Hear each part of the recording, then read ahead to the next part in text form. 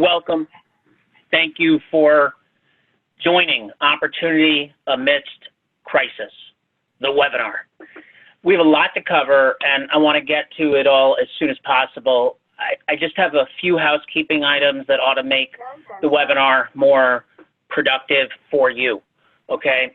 First, my name is Jonathan Friedland. I'm your moderator. I'm not going to say a self-serving word about me, and the panelists will follow suit. There's 16 of us, and you didn't register for a series of mini infomercials. We know that.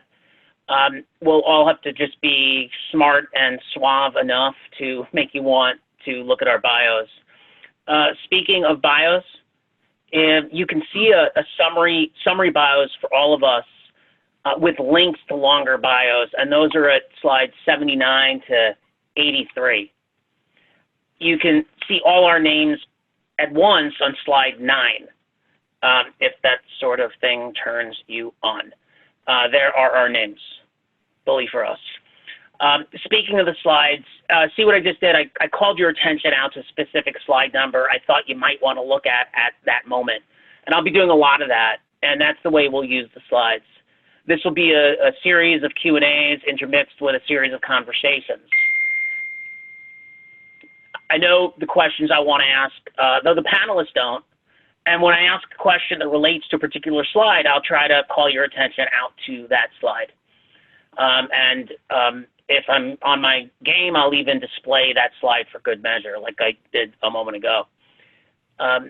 Look, we may not discuss every slide explicitly, but that doesn't mean you shouldn't read them. Slide 10 is a good example of that.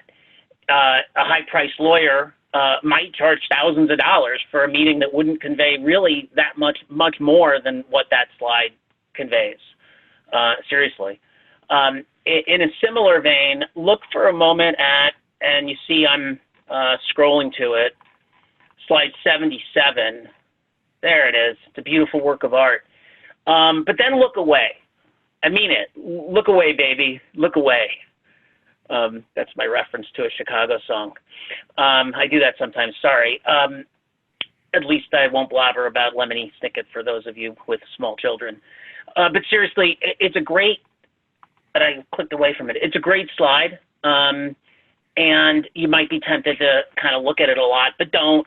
Trust me when I say you'll be better off if you don't focus on it during the webinar. Think of it like dessert. It will serve as a good recap, if you will, okay?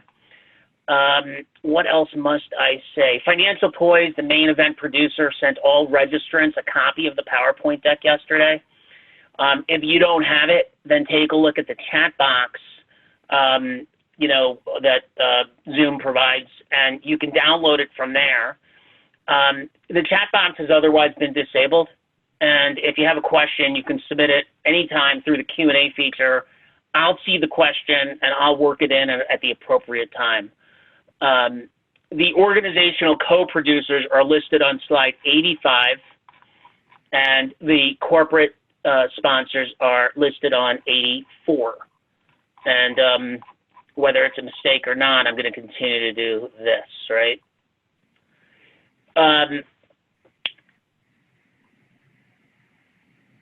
The main underwriter for this webinar is Insperity, whose motto is HR that makes a difference. Thank you to Insperity.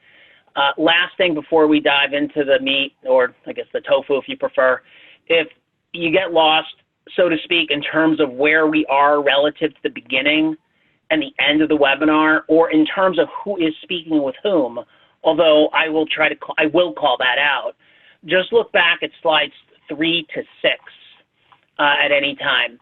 And the reason is, if you look at 3 to 6, you'll see, so 3 is the summary agenda that came with the marketing materials, but then what we did was we broke it out in a lot more detail. So by way of example, you see Act 1, Scene 1, Vignette A, and then in parentheticals, we tell you who is speaking with whom. And the names are real, the roles are pretend. In some cases, they're real. I mean, these two things for Vignette A. kind of what Rob and Brian do for a living, respectively. But in other instances, it's completely not. People are playing roles. With that said, away we can go. So Act 1, looking in the mirror, Scene 1, what's your problem? Vignette A, PE-owned company about to miss a payment to lender. So let me kind of just give a quick narration, set the stage. Rob Miller, your big bank's loan officer, the blanket lien lender to Broken Company, Inc. You just finished speaking with Broken Company, Inc.'s CFO and CEO. They called primarily to discuss the borrowing base certificate. They sent moments before calling you. You know now that in addition to being out of formula, there's a looming payment default.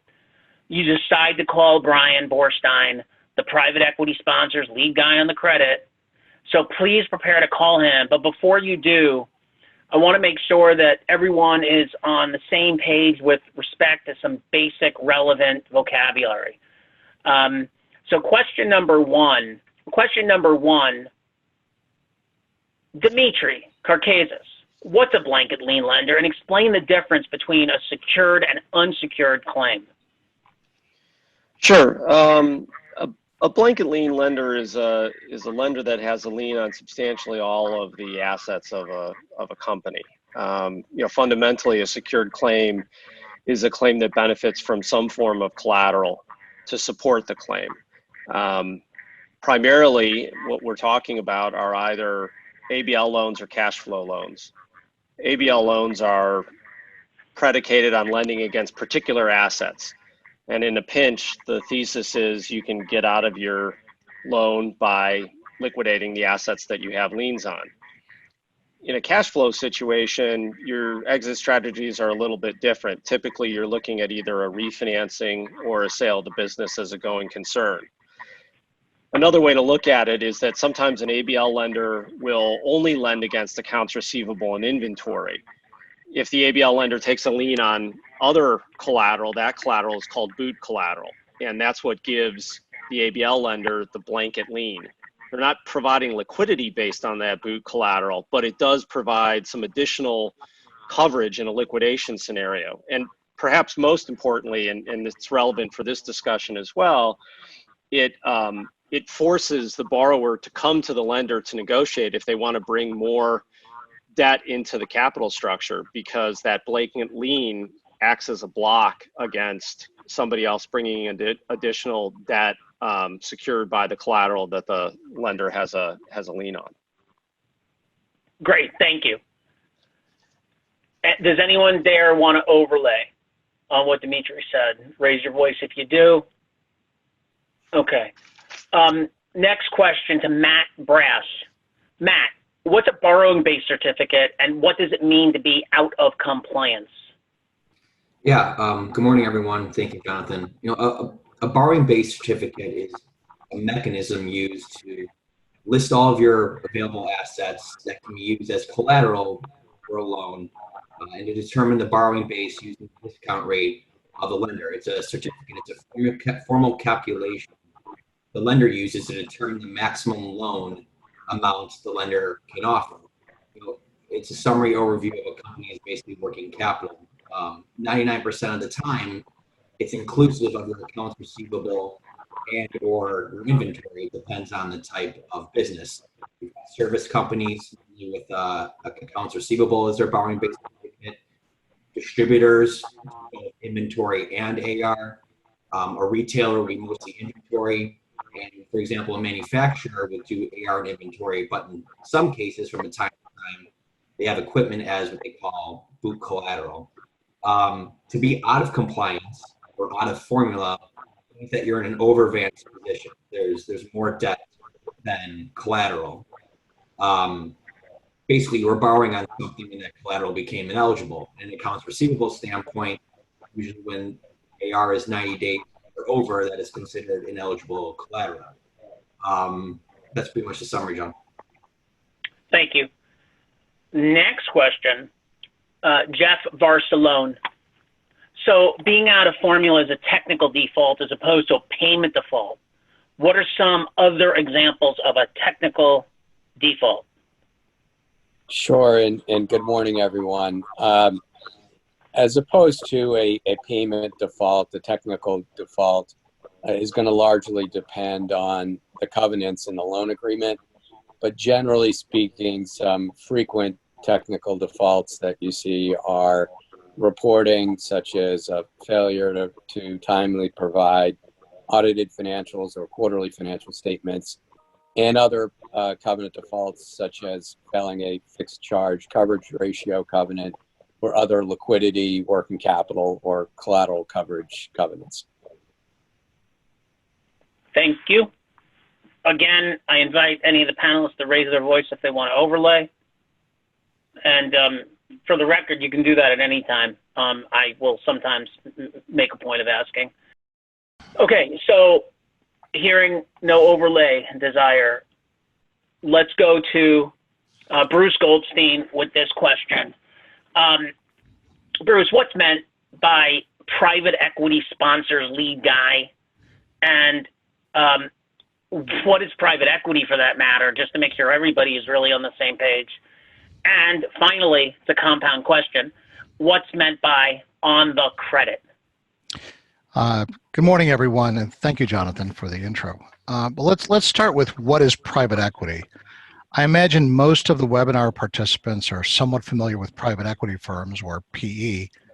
But for those of you that aren't, the best way to look at them is they're third-party owners of a company where the PE firm is an entity, and they have institutional investors that include pension funds and insurance companies, and they tend to have more of a clinical and not an emotional mindset.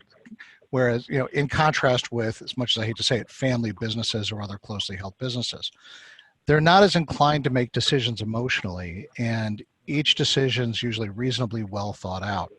Each investment, as well as any additional capital needs for an investment, are usually pretty well vetted with a question of what return can they get on that additional funding, or will they be just preserving their capital as opposed to throwing good money after bad?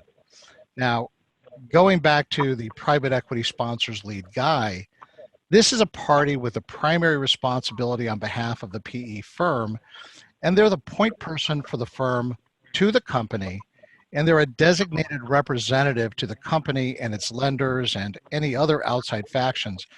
They tend to communicate on the collective behalf of the equity holders, since there may be more than one investor in the company. Finally, let's go with what's on the credit. That merely refers to as who's the point person for the company for that loan, for that specific loan, that specific indenture or borrowing. Okay, thank you. And last question before we get to our first mini theater, so to speak. Steve Darr, I referred earlier to Rob Miller as being a loan officer. Contrast a loan officer to a workout officer, and what's another name for a workout group? Thanks, Jonathan. Well, let me start with what's a workout group. When a loan is in trouble, which means that the bank has decided that its principal is at risk of being repaid, it will typically transfer the loan to the workout group, which is also called special assets or special loans or special situations. Sometimes it's called controlled loans. And when the loan gets transferred, it gets taken away from the regular run-of-the-mill plain vanilla loan officer, whose job is to administer the loan and on behalf of the bank, but it's also charged with being a relationship guy so that you feel good about the bank and that you repay your loan, but without taking any unduly harsh steps to collect it. The workout officer, on the other hand, he doesn't care about the relationship. He's not a relationship guy. He is primarily concerned with protecting the bank's principal, and by rights, I've never known a workout officer that didn't want to call it a success if he got the loan paid off or taken out by being taken out by another bank. That's what a workout officer is supposed to do.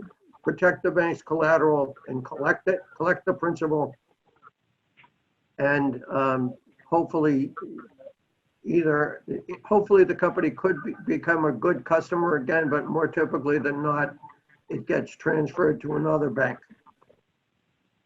Thank you, Steve. Yeah, so contrasting workout officers to loan officers, hard-nosed, almost like my image of a sergeant in the Army in the case of, drill sergeant in the Army in the case of the workout officer, as compared to basically a lot of soft people skills, sales guy, gal, in the case of the relationship officer. It's night and day. And there's been many a client who I've walked out of a meeting with, and the client comments how awful and terrible and bad and unreasonable the workout officer is, and that expression "everything's relative" sometimes comes to mind, and often I have to explain to the client that we actually got lucky, because everything's relative. I'd just like to say I'd like to add one thing. I had a drill sergeant in the United States Air Force, and he was a lot nicer than any workout officer that I've ever met. Okay, on that note, we're going to go back to the scenario I pointed. Recall, Rob Miller is Big Bank's loan officer, and he's reaching out to Brian Borstein, the private equity sponsor, having just recently spoken with the portfolio company's CFO and CEO. So with that, Bob and Brian, action. You got about 5 minutes, please. So I guess I just need to preface this that I'm not the big, bad, ugly workout officer. I am trying to resolve the situation and try to come to an amicable resolution. So I think the issue that we're all facing right now is making this timely. Is that we're 90 days into the COVID situation. We've got no sales for the last 90 days, minimal collections. You've got your trade vendors knocking at the door. You're in the midst of dealing with your employees, or have you furloughed them. You're busy with applying for PPP loans and EIDL loans, et cetera, et cetera. Yet liquidity is really the critical issue. And Bruce, Brian, what are you doing? What's going on? So, Rob, I'm glad you called, and I wanted to have the CEO and the CFO call you first, because two things. One is, as you know, we've entrusted them with the operational and financial oversight of the business, and the second thing I want you to know is that we support them fully. Our belief in these guys being able to run the company and steer through these rocky shoals is still very high. Obviously, the overall financial health falls on our shoulders, and so I was going to follow up so that that two things. One is we are all over this. I've asked the CEO and the CFO to run multiple scenarios and to start together with my team coming up with additional levers that we can pull. And so this call today is important, not only so that we can assess where we are, but together figure out whatever levers that we can pull. The other overarching comment I'd like to make to you is that in addition to believing in the management, we ultimately believe in this company. We have run into unusual set of circumstances, some of which admittedly were on our doing, some of which are just systemic meltdown no one foresaw or ever lived through this thing. But again, we're still standing with you and the company, and I think we'll be able to see our way through the end of it.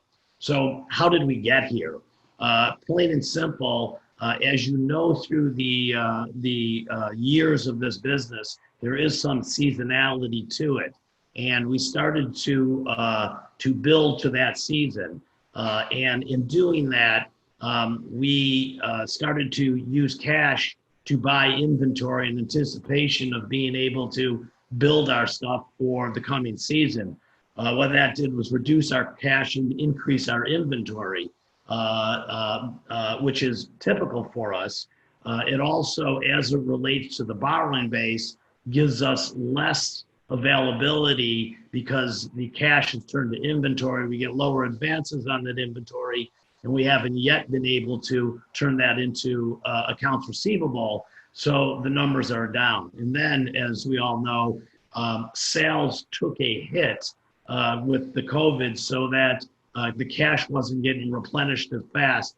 And we sat there with an unusual, maybe call it seasonal, but stress seasonal borrowing base. And while the sales went away, the good news, as you know, Rob, from this company is that it is not just a one-time sale. So I think that we've got a timing delay, and that our customers, at least in the checks that we have, themselves are still in business. Yes, slower, and yes, they may pay a little bit slower, but we believe whenever this downward fall corrects itself, they'll be strong, we'll be strong, and we'll be able to stand on our borrowing base certificates that we had in the past. I guess so. So from what I'm hearing is, it sounds like the predetermined formulas that we've got of 90 days eligibility for receivables and perhaps a 50% advance rate on inventory, you're going to need additional time and liquidity from that borrowing base. And I guess the only way we're going to need to really understand that is to have you, along with financial advisors and turnaround specialists, help us see through this through a 13-week cash flow to understand what your assumptions are as to when you think your sales are going to start to turn around, when your inventory is going to start to sell, and just as importantly, when do you think your customers are going to be able to pay?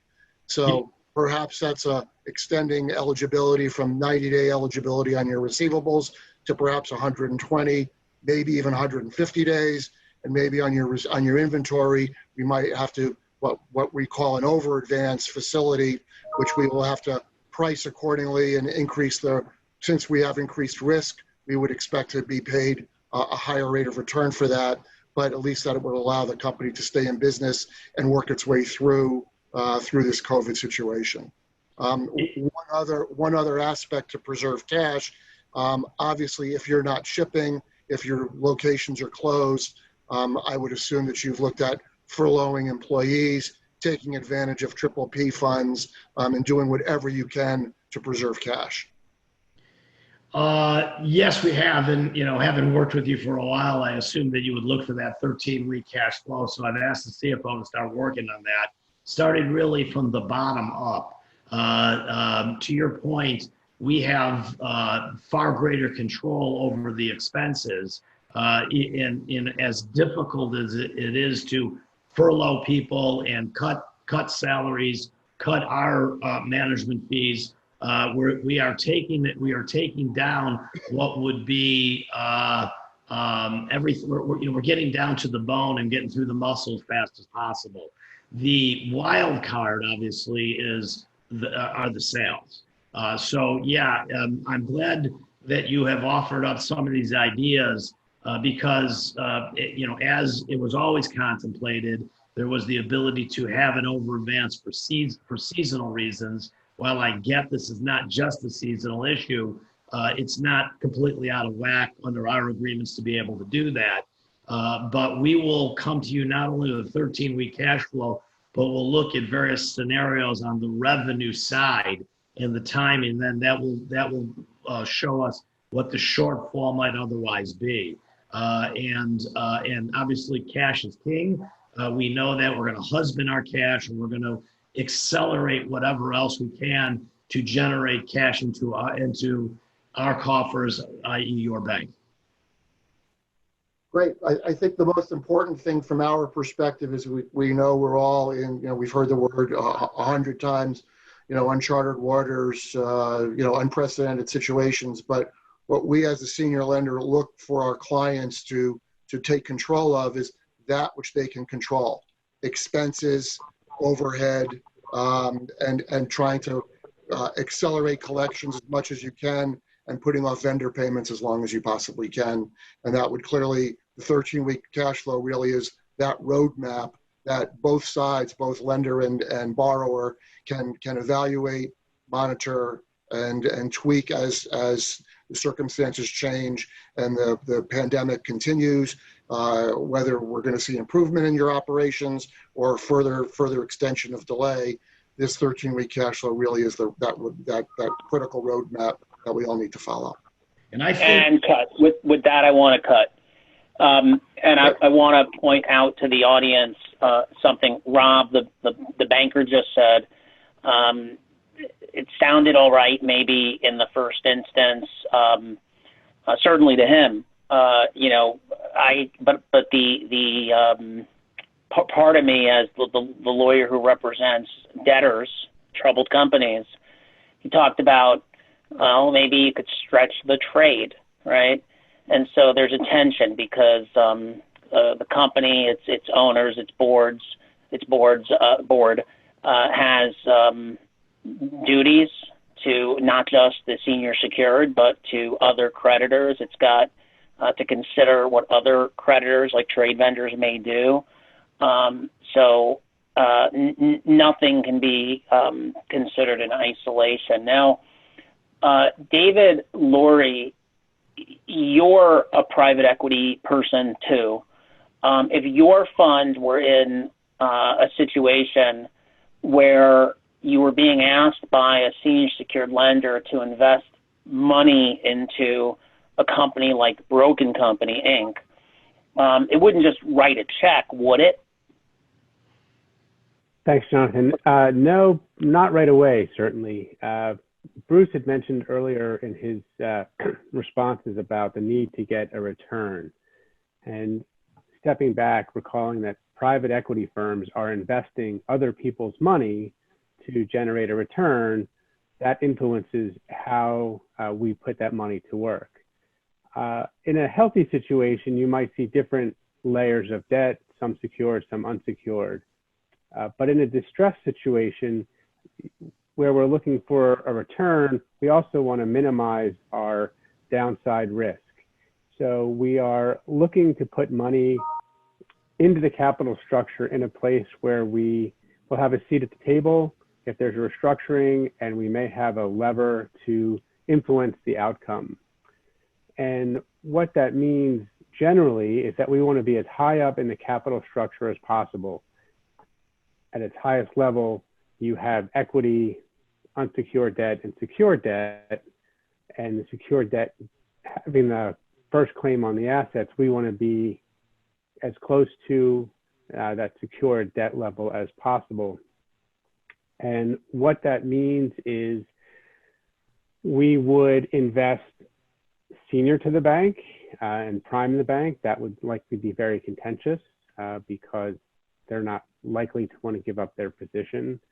Maybe they'll allow us to participate somewhere in their loan. We can make the loan larger and just buy a piece that puts us sort of what's called last out. So the bank would be first, we would be second, what would be part of that capital structure.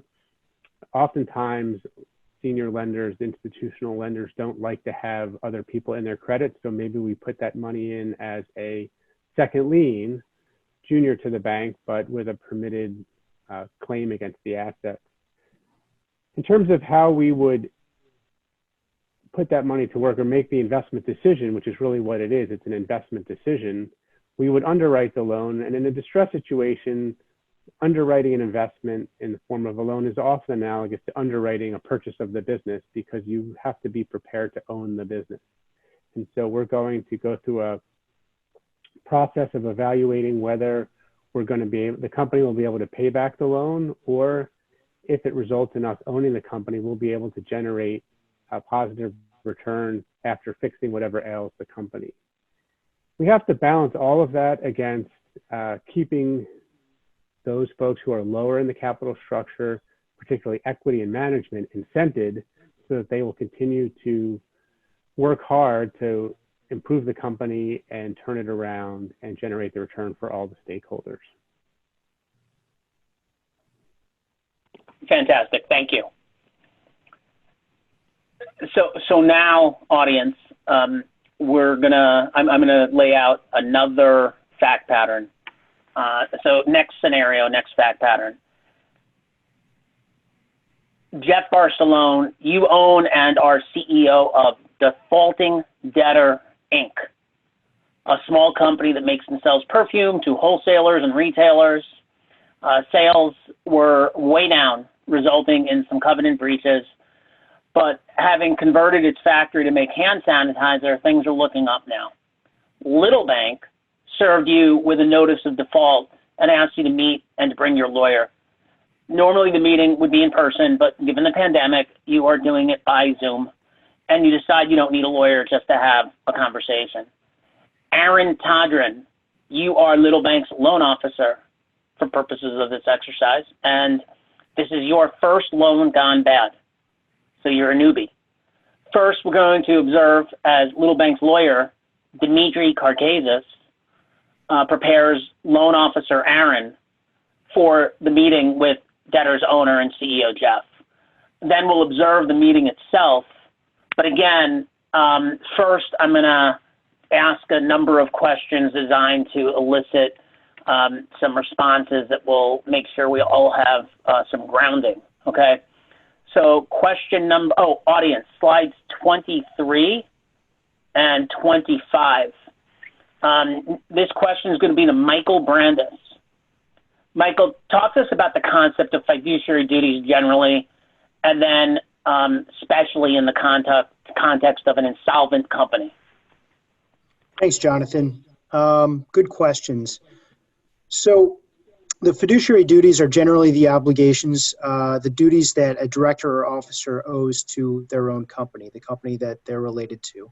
And fiduciary duties generally fall into two buckets. The first is the duty of care, and that requires that directors and officers discharge their duties in good faith and in the best interest of the company.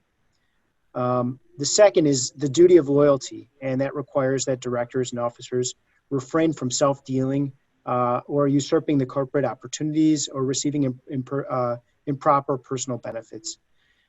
Generally speaking, for a healthy company, or really any company, a director or officer owes fiduciary duties to the company and to its ownership, meaning equity. So in an LLC, there'd be members, and then in a publicly traded company, it would be perhaps shareholders. Insolvency can change that analysis. And what happens is, as a company ends up potentially in the zone of insolvency, meaning one of many things, perhaps that they're not paying their debts as they come due, or their liabilities are worth more than their assets, then they may end up being in a situation where they then also owe a fiduciary duty or fiduciary duties to their creditors. And so that depends on the context and the jurisdiction, but it's something that owners and directors and officers should be highly aware of, because there is an increased risk of litigation once a company really reaches into that zone of insolvency. And I'll just note this, that for directors and officers, there is a general defense called the business judgment rule. And that's basically the assumption that unless provided otherwise, management is acting in the best interest of shareholders. And so you really, as a director or officer, are adhering to your fiduciary duties if you're doing what's best by the company. Thanks, Michael. As I sometimes have been asking, does anyone dare have any overlay for Michael? I would just like to say that it's really important to understand the form of your entity as it relates to fiduciary duties, because particularly in the context of LLCs versus corporations, the duties are very different. And in fact, in Delaware, where most of our LLCs are formed, you can waive to a very large extent fiduciary duties. And there are also restrictions on who can enforce them. It's not a license to be reckless and sort of disregard sort of proper business processes and sort of decision making, but you can expand your leeway and flexibility and minimize your risk by considering the form of entity when you form your business. Thanks, David. And as a general matter, what you just said causes me to want to articulate aloud that, and at the risk of stating the obvious, I mean, we've got two slides, one at the very front and one at the very back, that sort of make it real clear that, hey, you're a fool if, what's the old expression? Only a fool has a, what am I looking for? Fool has a lawyer who represents himself has a fool for a client. Yeah, that's what I'm talking about. Thank you. And so, this is an informational thing. This whole webinar, it's intended to make you, like Cy Sims said, he was the clothing guy, an educated consumer is my best customer. This webinar is intended to help you spot some issues, to maybe interview professionals more intelligently, to manage professionals more intelligently, to challenge professionals. Because what we do as lawyers, it's not rocket science. I mean, there's rules and laws and there's lots of reasons why professionals, should be hired, but a smart client will ask lots of questions and challenge professionals on their advice, and nothing we say, everything we advise should be explainable. Nothing is so complex that any client should ever say, oh, well, I guess I don't need to understand it. You can understand every piece of advice a professional advisor gives you if you have the right professional advisor. And fiduciary duties, and there's probably dozens of examples, we could have an entirety of a webinar on just fiduciary duties in the context of financially distressed businesses, and we still wouldn't cover all that needs to be covered. So, anyway, so you all get the point. Let me move us on to my next planned question. And this one is going to go to Greg Plotko. Greg, audience, 47 and 62, touch on this. Slides 47 and 62. Explain the concept of fraudulent transfer, please, Greg. Thanks, Jonathan. So fraudulent transfer is a type of lawsuit that creditors will typically bring when they're looking for assets. The company has no money. There are allegations that assets have flown out of the company at some years prior to the point of a bankruptcy. And so creditors are looking for assets. So they'll look for indicia that an asset was transferred either with the intent to defraud or hinder or delay a creditor's recovery, or the second flavor of it, it's called a constructive fraudulent transfer, where a transfer was made for less than fair consideration while the company was insolvent. Now, less than fair consideration and insolvency are both loaded words. They have a lot of meaning behind them. There's a lot of debate over what those words mean. Insolvency generally means a balance sheet test, so that's maybe a little bit easier to understand. And the other flavors of constructive fraudulent transfer also occur when the transfer, again, made for less than fair consideration, but left the company with a reasonably small capital, left the company with the inability to pay debts as they became due, or if there was a transfer for the benefit of an insider that was not in the ordinary course of business. So once again, these are types of lawsuits that creditors bring or want to investigate when they're dealing with an insolvent company. Thanks, Craig. And I'm just going to overlay, and I just want to sort of state, I want to say a few words on the topic from a sort of a real plain English way of thinking about it. So I own a business. I owe a lot of money to a lot of creditors. And I decide to sell a whole pile of inventory to my Uncle Bob, and the inventory, I paid $1 million for it. If I sold it on the open market, I'd probably get, I don't know, call it 600,000. It doesn't matter. And the point is, I sell it to Uncle Bob for 200,000. That's a fraudulent transfer. I mean, sure, someone's got to go to court and argue it. There may be defenses, but my God, that's a prima facie, set of facts. On the other hand, and that's actual fraud, right? One might think one could prove, but in the interest of the law, in the interest of what's just and right, a long time ago, said, all right, you know what? Notwithstanding the name fraudulent transfer, we are not going to require, the justice system is not going to require that actual fraud always be proved, and rather constructive fraud can be shown in cases where certain, as Greg said, indicators of fraud, badges of fraud are present without proving actual intent to defraud.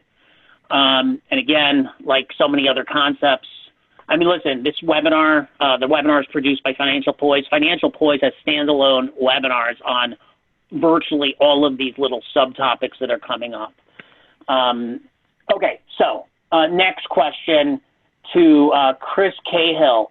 An audience for this one, you can look, if you like, at slides 60 and 61. Chris, explain for us the concept of a preference. I will, but 61 would be the better one to have up. Thank you. So you sell services or goods to the later debtor, who's still not a debtor. You get paid $100,000, and you get paid within the 90 days before the bankruptcy case. And the debtor happened to be insolvent, whether you knew it or not.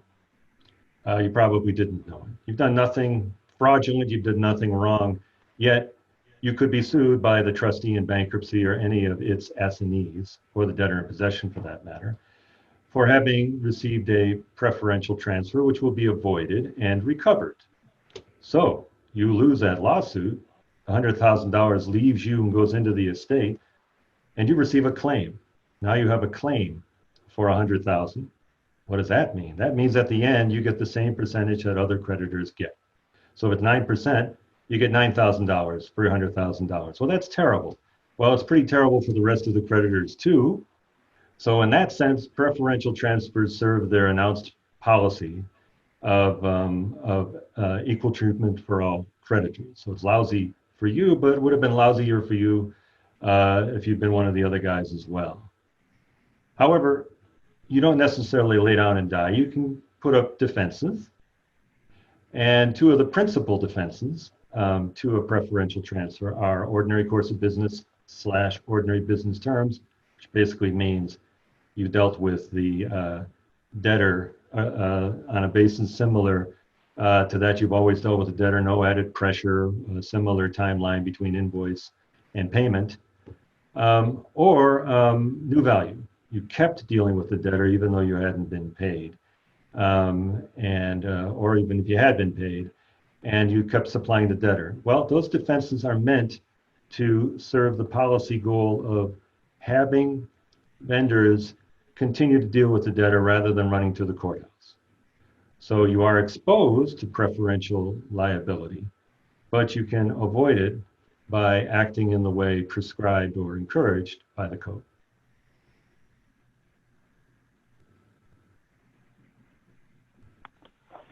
Thank you, Chris. Next, one more thing. The things that could be transferred that you might have to get avoided and taken away from you, not necessarily money, it's anything of value, which could include a security interest. If you're granted a security interest within the 90 days, that too could be taken from you and you get a claim instead. Thank you. Okay, Michael Brandis, next question for you. talk to us, audience, slide 23 is what I turn to. Talk to us about a secured lender's attitude and actions, and how a secured lender's attitudes and actions may vary and differ depending on whether it is oversecured or undersecured. Well, Jonathan, I'm generally company counsel, so their attitude is always irate. I'm just kidding. I believe it was Stephen Darr who said it earlier. In either case, the goal is to preserve collateral. And so there's a lot of similarities in how they act. In some cases, there's a twin goal to preserve the borrower relationship. And that really depends on the entire context. COVID has changed a lot of things. But, you know, in some, a bank is a business and their business is keeping relationships. But to get to your point, to your question, an oversecured lender they're sitting in a more comfortable position, but want to be sure that their collateral is protected and won't diminish in value. And so as it relates to their attitudes, in many situations, they might be more likely to work with a borrower and provide a runway to resolve any covenant defaults, any issues. But that's to a point, because the expectation from the lender is that they're going to receive the full value of the loan, plus interest, plus will likely be some attorney's fees at that point. So it can add up pretty quickly. But given that they're oversecured, they are sitting prettier than their undersecured cousins. Undersecured loans, the lender ends up being obviously more concerned. And again, it's really contextual. It depends on how far underwater the secured creditor thinks that the company's collateral is, how underwater they are. So, and that's not necessarily, they're not going to go with the representations that the company's making. Hey, I've got a widget maker is worth $50,000. I can get $40,000 on the open market. Lender's going to go and do their own due diligence. They're going to figure that out. The lender might attempt to work things out, or if things are bad, they may help find another lender to take them out. Depending on what the situation might look like, they may consider a workout or other restructuring options. But the goal is generally to, again, preserve the collateral and recoup as much value as possible. And Jonathan, you stated earlier, the workout team and the lending team, those are different teams. And so the workout team is going to be, in many instances, more aggressive in protecting the bank. That's their job. The lender might be willing to work with the borrower if their interests are aligned. And so what we advise many of our clients to do is to say, look, we know that, we represent companies. We say to the bank, we know that our interests are aligned in that we're going to work together to maximize value for you, and you're not going to take a position that's highly adversarial to us. Also, a lender is going to look to review their collateral position. And what that means is they're going to review and confirm perfection of their liens. If there's issues with their lien perfection, that will affect their perspective, their attitude as well. So for instance, if there are issues, something wasn't properly filed with state government, then they may try to avoid a formal process such as bankruptcy and may seek to handle it via workout. So, oversecured, undersecured, it's such a contextually based question. COVID has changed a lot.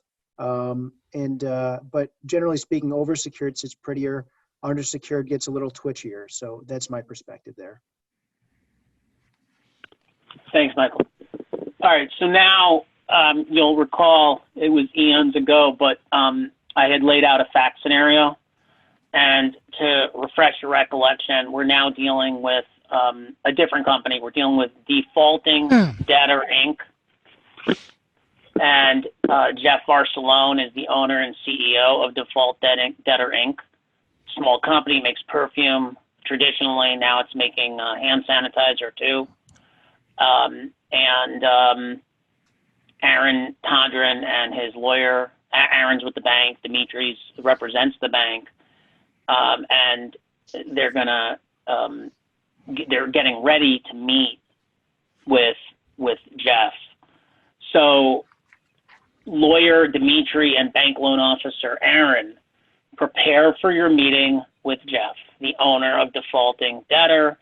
Audience lights 21 to 23. Go. Dimitri, I'm stressed. I thought I would never have to talk to you in my career. As you know, Defaulting Debtor Inc. has defaulted on its loan, both in payment and some covenants. And quite frankly, it's a result of the COVID-19 situation. When we underwrote the loan, I did every piece of due diligence imaginable, crossed every T, dotted every single I, and it looked like an absolute pearl of a company with an excellent loan for the bank. And alas, here we are. So I'm pretty concerned.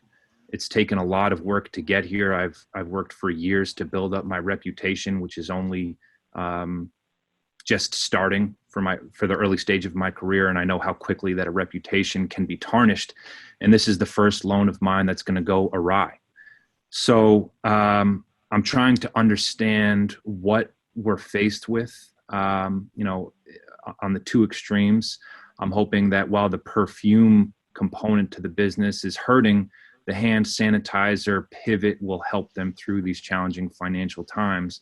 But we already know that they're in constructive and financial default, and it doesn't really look that great. So on one side of the extreme, the business shuts down and we liquidate.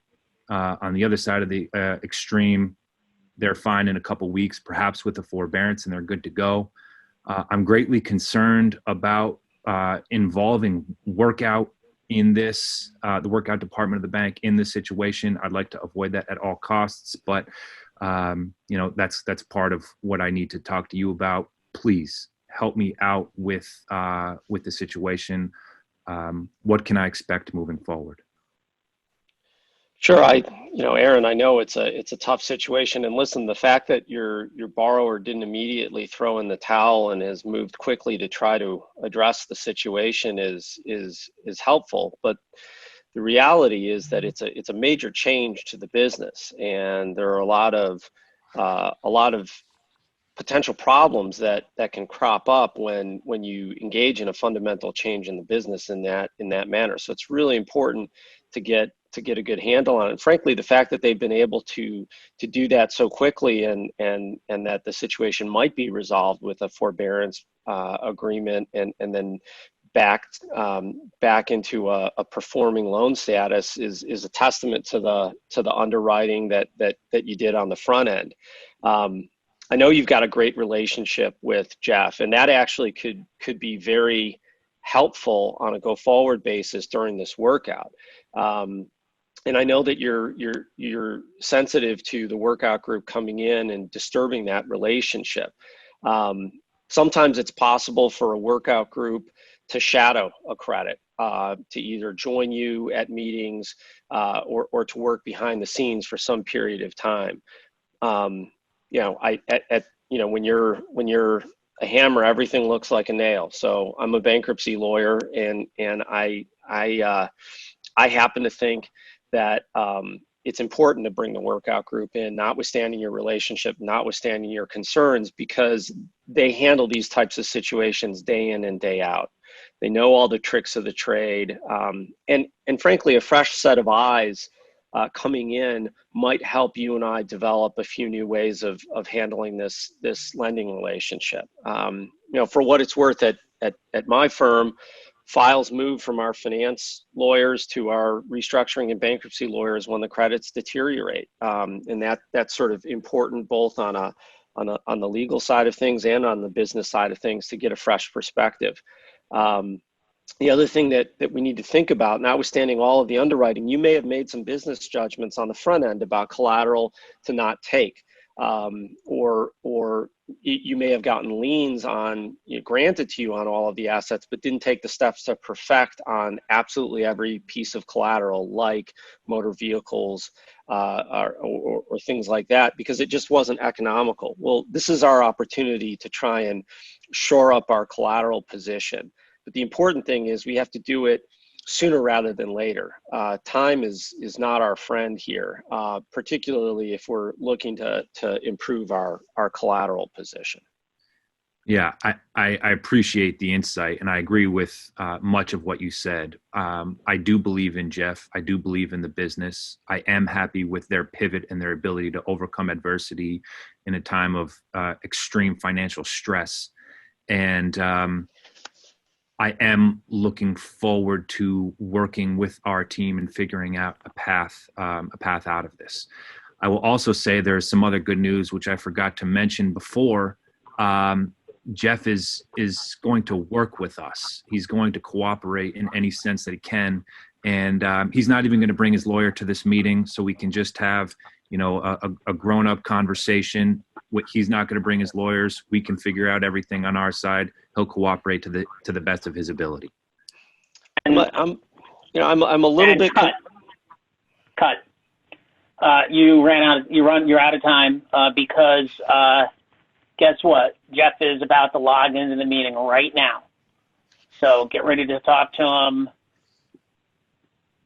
And Jeff, go.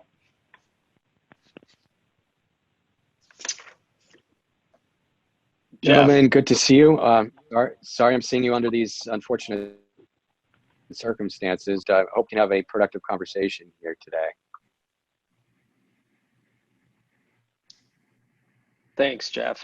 I just wanted to confirm on the front end. You don't have counsel involved yet, do you? I do not. Frankly, guys, with being in a tight liquidity spot, I think the last thing I need right now is to be incurring legal fees. I think we can figure out a solution here. I want to do right by you guys. I believe in the business. It's fundamentally sound. I don't think we need to involve lawyers right now. So no, I did not bring an attorney and don't believe I need one right now.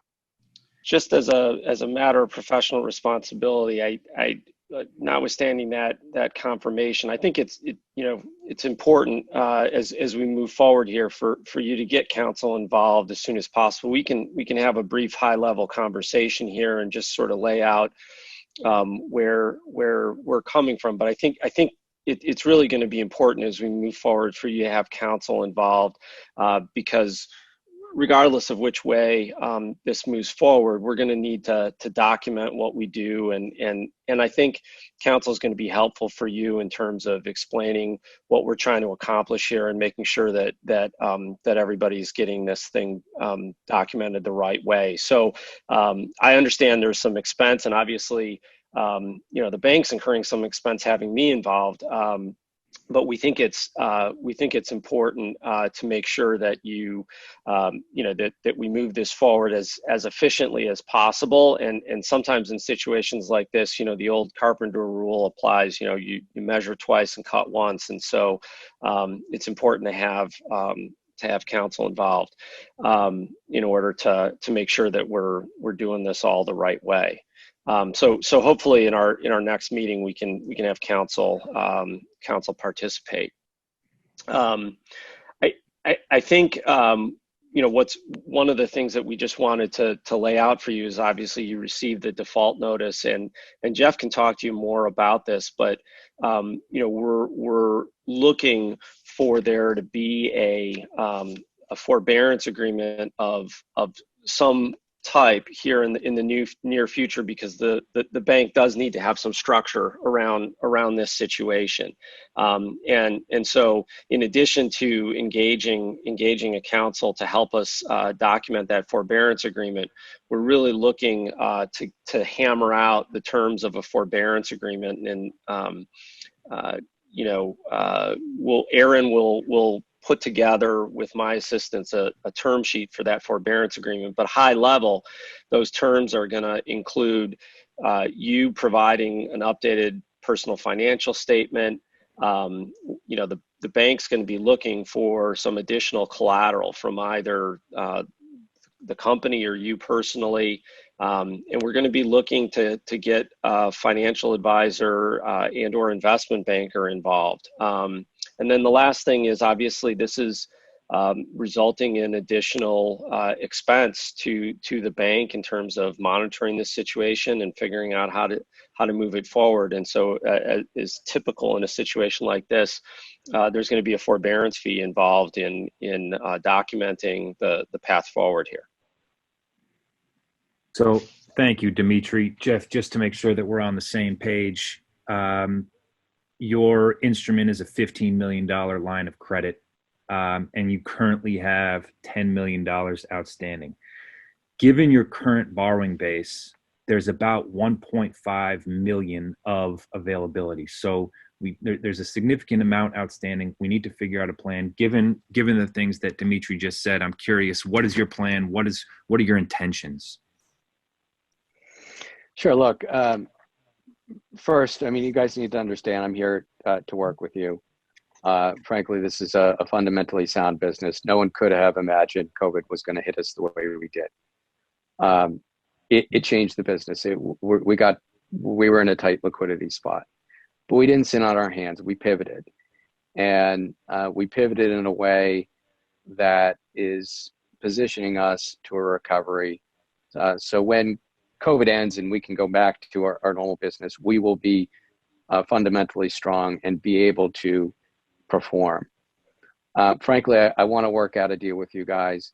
I want to get into a forbearance as Dimitri described. I'm happy to give you guys financial reporting. My financials have always been sound and reliable. There is no more collateral to give you, so that you guys have a lien on everything I have. And you guys have a personal guarantee for me. I don't have anything left to give you. That's not something that's going to happen here. I want to save the business. I want to save the jobs. I want to repay the bank. And I want to maximize value here for everybody, not just for the bank, but for our vendors and everybody. I own this business. I believe in it.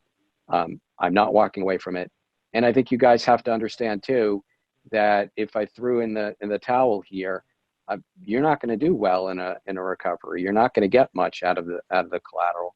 So in order for you guys to recover, in order to save the business, we're all going to need to work together. And I'm here in good faith to discuss this with you because I do want to work out a deal.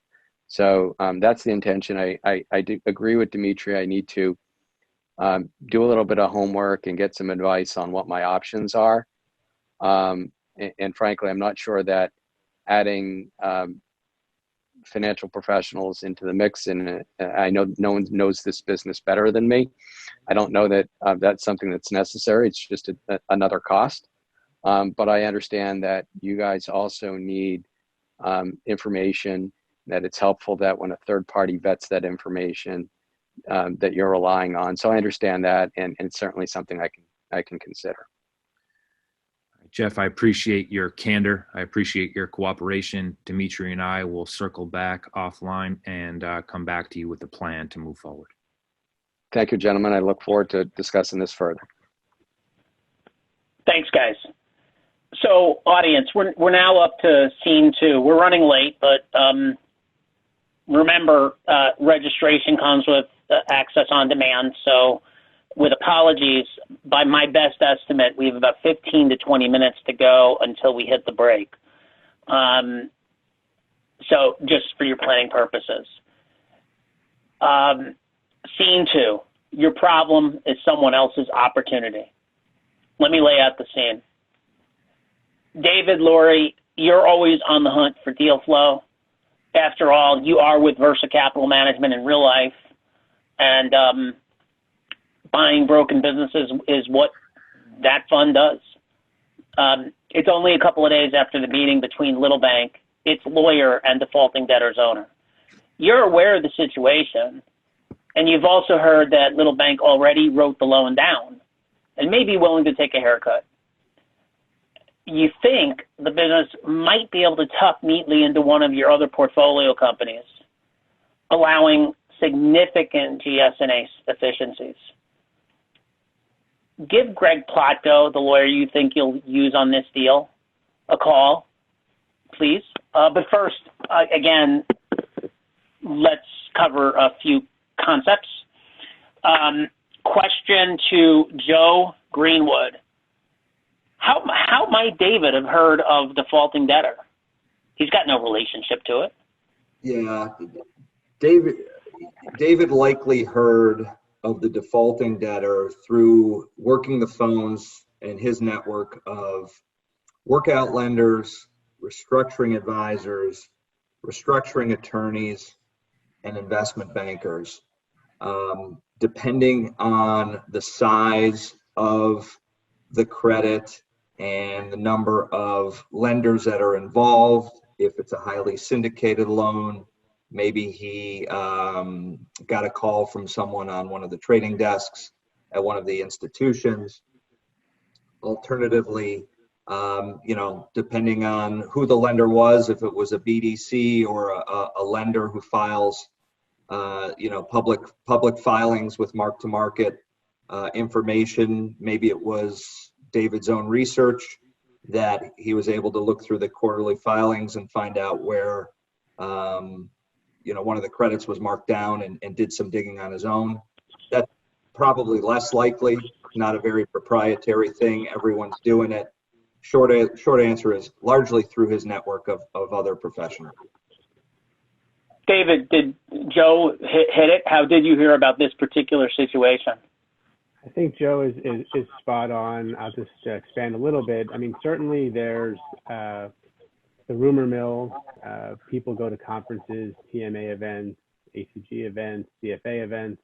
Well, it's not called the CFA anymore, I guess. And people chitter and chatter about their loans or their business activities or things they're working on. So you sort of need to keep your ear to the ground. If you think of Melanie Griffith in Pretty Woman, how she read the society pages and saw Trask Radio and how that sort of was going to be a good opportunity, you have to sort of keep your ear to the ground and listen to what's going on in the marketplace, vendor community, etc. And then, again, as Joe mentioned, we have relationships with trading desks, with lawyers, accountants, restructuring advisors, and the lenders themselves. And you just need to stay on top of all those relationships so that when they're looking for a solution, you're the first call they make.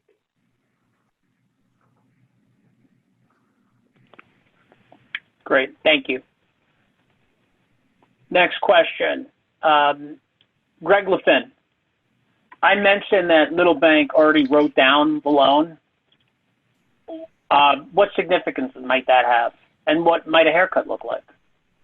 Yeah, so it does have significance. Obviously, as we're looking at the scenario, there may be some significant synergies by integrating, defaulting co into a new co. So if they've already wrote down the loan, we don't know how much they wrote down, if they wrote it completely off or not, but it becomes, what is our investment opportunity? What is our view towards management? Do we think that if we purchase this loan at a discount, can we make a return or at least make the full face value of the loan back? In essence, making a profit off our risk. So, it's the bank may, or the group of banks, depending on, what the situation is, as Joe mentioned, maybe looking to take some profit if they have, already written off the loan and they're able to receive, some funds, albeit discounted. They'll be able to book a gain and maybe clean up their portfolio of companies going forward. And we as investors may seek an opportunity to increase our return if we feel management and the company has good profits, prospects going forward. And, who doesn't want to smell good when we go back out after COVID returns here or diminishes? So hopefully their perfume business will thrive going forward. And Greg Lefin, if David Laurie's fund is thinking about buying the bank out at a discount on the credit, what's another term for that in the industry? And explain a little bit about that.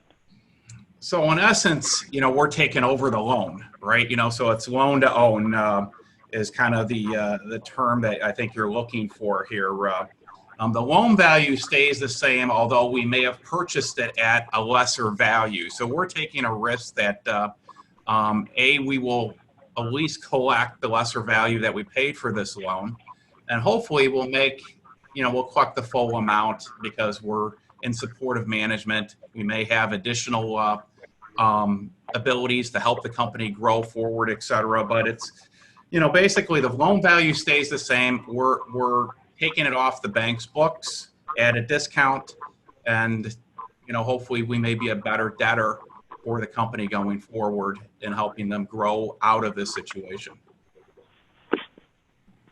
Thanks, Greg. All right, so let's go back to the fact pattern. Greg, Plotko, answer your phone. David Laurie's calling. Go. David, nice to hear from you. How you been? Good to chat with you as always. I am looking to invest in this broken company. It has some interesting business opportunities. I think it might have some proprietary products. It's a perfume company. I think that it's a little bit on the skids right now. They've sort of adapted, I understand, through the marketplace. I've just kind of heard they're now selling hand sanitizer. I think there could be some upside. I'm trying to figure out the best way in. I might want to buy the debt. I'm really concerned about success reliability and things that I don't know about. I haven't signed an NDA with anybody yet. Help me sort of organize my thoughts into sort of how I need to think about questions to ask, how best to approach it, and sort of get off the dime here. Sure. Now, the first thing I heard from you is that you haven't signed a compy yet. And, I think the first step you're going to have to take is to find out whether there's an iBanker involved. And if there is one, they'll probably have a form of confidentiality agreement that you'll have to sign. They'll probably have a due diligence room being set up with a lot of information. And my biggest concern here is just to avoid any legacy liabilities or successor liabilities. So even if you buy the debt, foreclose on that debt, or use that debt as currency to buy the assets, you still have to be concerned about claims or creditors that may still come after the new co. I would be concerned about environmental claims. That's always a concern when you're dealing with factories. Union or pension claims are always considered difficult legacy liability to deal with. If we are going to buy the loan, we have to make sure that the collateral is properly perfected. So we'll run lien searches. We want to make sure that if there are any key vendor relationships, that they have contracts that are still enforceable and that will be honored. We'd like, make sure you get to the right management people. Some management may want to hang out and retain equity. There may be some key employees that you identify. You'd want to make sure that they stay on. And let's find out if they're under a forbearance agreement. Let's find out when that expires, and find out how much immediate cash this company needs to sort of stay afloat. We may be in a position to sort of offer them some emergency funding to get them through a process that we control. Thanks. That's good advice. I think just something to think about and plant in the back of your head for a later conversation. I want to put my money to work in the most efficient way. Don't really want to pay a lot for a process in terms of bankruptcy if I don't have to. So maybe you can start giving some thought to the best way for us to acquire the company, whether or not we buy the loan, and sort of how to do that most efficiently after I've gotten a bit more information. So just noodle on that, and we can pick that up in a later conversation. Great. Looking forward to talking again. Great, guys. Thanks. We'll move on to scene 3 now. Your problem is going to be lots of other people's problems, or how to talk to your creditors. In this scene, we're still in the same scenario number 2. Defaulting Debtor Inc. is still that same small company that sells perfume to wholesalers and retailers, and has converted to making some PPE in the form of hand sanitizer. It's several months later, however, and Defaulting Debtor is now further behind on paying its trade creditors than it was several months earlier. Stephen Dar, you run one of Defaulting Debtor's largest vendors, okay? The name of your company is Vivid Vendor Co. And Vivid's AR stands at about $160,000, of which only about $25,000 is current.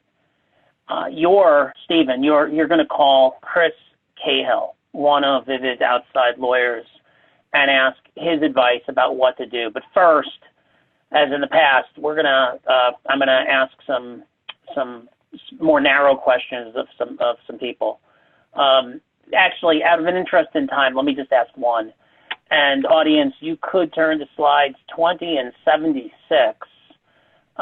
Chris, what are some of the standard ways a trade vendor should seek to protect itself from a business customer not paying from the very moment the vendor lands a new customer? So we're talking about things prophylactic. Slides 20 and 76. Chris, go. That's okay. The easiest things to do or most efficacious are cash in advance and cash on delivery, because you have cash.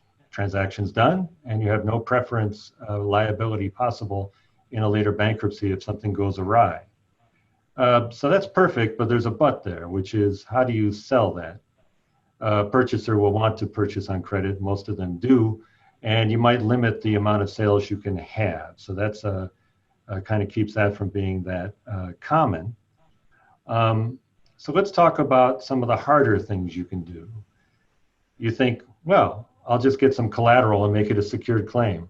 Chances are the party you're dealing with already has a blanket lien lender, as we referred to already on this broadcast, in which case you're behind them. There's no collateral free to pledge to you. You might say, well, all right, then I'll get a guarantee from the owner. Well, chances are you're also trumped by that blanket lien holder, and the owner doesn't want to give you a guarantee. They'd rather not.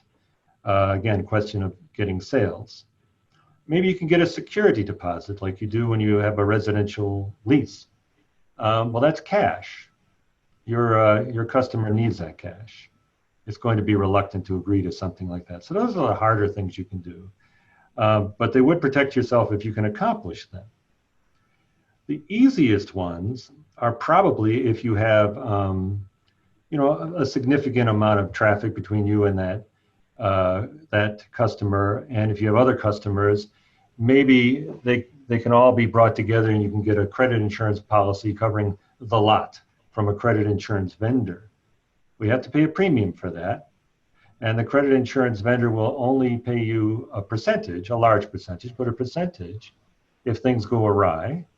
And it's an insurance policy, and if those of you who have dealt with insurers know that there are technical and notice provisions, you have to be very careful, and the insurer may place limits on the amount it insures at any given time as it monitors the creditworthiness of your customers. But that is backside protection from somebody who would pay you other than the debtor if the debtor suddenly was unable to pay you or eventually was unable to pay you. The one people don't know about and know enough about is consignment. We think of, little shops where little old ladies buy stuff on consignment. Maybe you can get a Russia doll with the different tyrants inside one another. But consignment under the UCC includes selling inputs to somebody who makes other things, not just the things themselves. And the consignee doesn't have to be a shop for little old ladies. It could be anybody selling those goods. So if you have the right kind of agreement, consignment agreement, and if you take the appropriate steps to perfect your security interest as a purchase money security interest and ship after you perfect the purchase money security interest and notify the blanket lien holder, you might come ahead of the blanket lien holder. That's something you can do. It's a little bit of work, but it can be done. There's a special case, and that's the letter of credit. That also requires a lot of work and some lawyer work, some expense.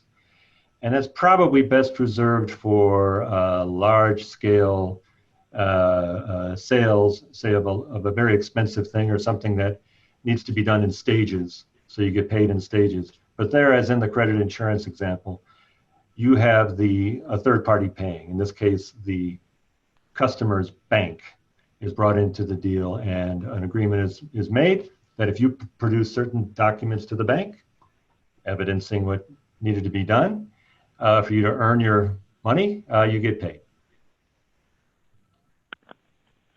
Chris, thanks. So now we're going to move from the proactive things that could have been done before the vendor was in a bad position to the reactive. I said a moment ago that Steve was going to pick up the phone and call Chris. Steve is, remember, with Vivid Vendor Co. Steve, give Chris a call. Chris, Steve Dark. Hi, Steve. I don't know if you remember me. I own Vivid Vendor Co. and I've got a problem with a customer. Okay, tell me. The company owes me $160,000 and it always paid me on time pretty regularly. But about a year ago, the account started to stretch. And now out of the 160 grand that he owes me, about 25,000, only about 25,000 is under 30 days. 50,000 is between 50 and 60 days, and the rest is 60 days or more overdue. I can't afford to lose this money. You know, Vivid is a small company, and I really need the money. Can you help me out and figure out what I should do to collect the money that the company owes me? Well, do you have any indications beyond their behavior toward you that the company defaulting debtor is in trouble? No, not really. I don't know any of the other vendors, and they're about 200 miles away, so I don't know what their reputation is in the local business community. Okay, well, I have two technical questions for you. The thing you sell to them, and what is it? And are you the only company that can sell that to them? Are they unable to get what they need from anybody else? Well, they used to make perfume, and now they make perfume, and they've expanded their line into hand sanitizers. Oh, right. I'm forgetting the times we live in. Yes. Because of the COVID-19 issue. Yeah. And I sell them pretty high quality alcohol that they use both in the perfume and in the hand sanitizers. There are other vendors around, but they certainly don't have the quality that we do. Ours is a medical quality alcohol versus what's generally available. It doesn't have the medical qualities that are needed in terms of purity, et cetera. Okay, well, it sounds like part of your issue is trying to see under what circumstances and how long it will take for this company to start making cosmetics on a normal basis again, so they can start paying you normally again. I mean, isn't the issue then whether they're going to make it to that point? Yeah, but I don't have any insight. Okay. I agree with you. If they're going to make it, I'd like to keep them as a client. They're a pretty significant client for us, notwithstanding the fact that they're not paying it. All right, well, let's play a little. I don't know if they're going to make it or not, Okay, let's play defense then. Let's play a little bit of defense. They've been paying you in an odd way over the last year. You may have something called preference exposure in a bankruptcy, which is you might have to pay back some of that money that you received from them right before the case begins if they file a case. And we were already saying they might have to do something like that. Do you think that the debtor, when it's normally working and selling cosmetics, would be a good candidate for somebody to buy? In your knowledge of the industry, would somebody like to buy such a company operating at full strength? Oh, I'm sure there's somebody out there that would be interested in buying it. If not, there's probably some investors that wouldn't mind taking it over, because my understanding is when it, perfume is a pretty profitable product because it's unique. Chanel #5 is Chanel #5, and right. You can't sell Chanel #4 and say that it smells like Chanel #5. So Okay. the perfume industry, the perfume business is probably pretty profitable, but because people aren't dating, people aren't going out, people aren't going to work, people aren't going out dancing, I don't think there's a whole lot of demand for perfume now. And of course, everybody and his brother is making this hand sanitizer, and I can't imagine that that's very profitable. Right. Maybe it was 2 months ago, but I don't think it's profitable now. Okay. Do you have the credit insurance, or have you sold these things, your goods, on consignment? Any special protections, or has this just been credit sales? Well, my understanding, first of all, there's no credit insurance. It's not big enough. That company is not big enough to be able to get it. The problem with consigning the inventory, I haven't done it yet, because my understanding is once your consigned inventory is incorporated into a product, you can't trace it. You lose your lien. So I've really done nothing except call him about once every 2 weeks and beat on his head to get him to pay me money.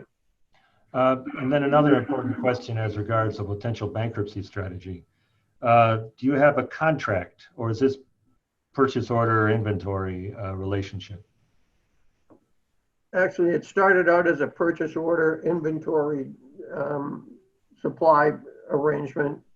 And now they just call and say, send us, 50 gallons, or send us 100 gallons, or a couple of drums. But it builds up. It's built up to, right now it's a major problem for my company. All right. If somebody's going to go bankrupt, I'd rather it be him than me. Yeah. Well, you can certainly. In order to try to get paid pre-petition and avoid loss, put the screws to them and have them pay you cash in advance, or cash cash on delivery. But it sounds like they might not be able to do that, and they might go to somebody else. Do you think that's true? Again, if they're not paying me, I got to believe they're not paying other vendors. So my guess is that they're pretty stretched for cash. Well, okay. You already have fairly substantial preference issues because the payments have been irregular, and if you start pushing them, it might get even worse for you in a bankruptcy. No, I don't think so, because basically I've kind of put them on credit hold, if I can use that term. So I won't ship to them unless they pay me some money. So if they give me $5,000, I'll give them $5,000 or $6,000 worth of product. Okay, well, all right. Let's just then talk about the sheerest level of defense, which is, do you have data on where all of the product is when you ship it? In other words, do you know which truck it's in and where that truck is? And could you stop a shipment if you had to before it got to the your customer? No, I basically send it in, on a less than truckload trucking company. So once I give it to the shipper, I have no control. I can't stop it. I could, they're 200 miles away. If I had to, I could start, I could put my wife to work and let her deliver the stuff. Well, actually, you could make arrangements with that shipper to stay in contact and send that shipper notice to stop shipment if you found out that you really didn't want to ship because the client went into bankruptcy. 30 seconds, guys. All right. Well, what you're facing then is really a data issue. You've got to put together now the information you need for a proof of claim in bankruptcy. You've got to put together information for preference defense, which is when you got paid, when the invoices were issued. You got to put together information about where the goods are and when they arrive. Because there are ways to get paid on administrative claim status in bankruptcy if you ship something that lands within 20 days before the bankruptcy case, so you need to be able to know that. And you could even file the reclamation claim, which is a weak claim, but a claim nonetheless, if you know when you sent the goods, when they arrived, so that you can time that correctly too, because it has to have arrived within 45 days before the petition date. All right, I'm going to cut it now.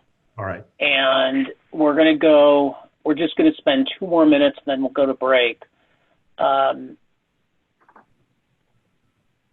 mentioned earlier that Jeff Barcelone. Oh, no, I didn't. I have to lay this out. I apologize. So the last scene is scene 4, Who You Gonna Call? And we're still in the same scenario. Defaulting debtor was just sued by Vivid Vendor Co., though. And now, finally, defaulting debtor has realized and admitted it has to hire an attorney. Defaulting debtor has used lawyers in the past for this or that, but it doesn't really have a strong ongoing relationship with anyone in particular. So Jeff Barcelone, the defaulting debtor's owner and CEO, needs to figure out, how to find a lawyer. He places a call to outside director Jay Heilbrunn to see if he has any ideas. So we're going to do this in like 2 minutes or less, guys, please. But Jeff, I hear Jeff calling you, Jay, so pick up the phone, please. Okay. Hi, Jeff. What's up? Hey, Jay. Sorry, it's been way too long. I've been out of touch for a while. Got to tell you, really been struggling here operating the business. Really should be keeping you as an independent director a little bit more up to date and involved on what's going on. But look, I'm wrestling with some bank issues, trying to, COVID kind of hit the business pretty hard. We've pivoted, but we're going through some tough times. But the immediate issue, Jay, the reason why I called, we're getting sued by one of our vendors, Vivid Vendor. And, I've worked with some lawyers in the past, but don't really have any relationships. I know you have some relationships. So I was hoping to pick your brain. Maybe you can make a referral for somebody I could talk to deal with this lawsuit.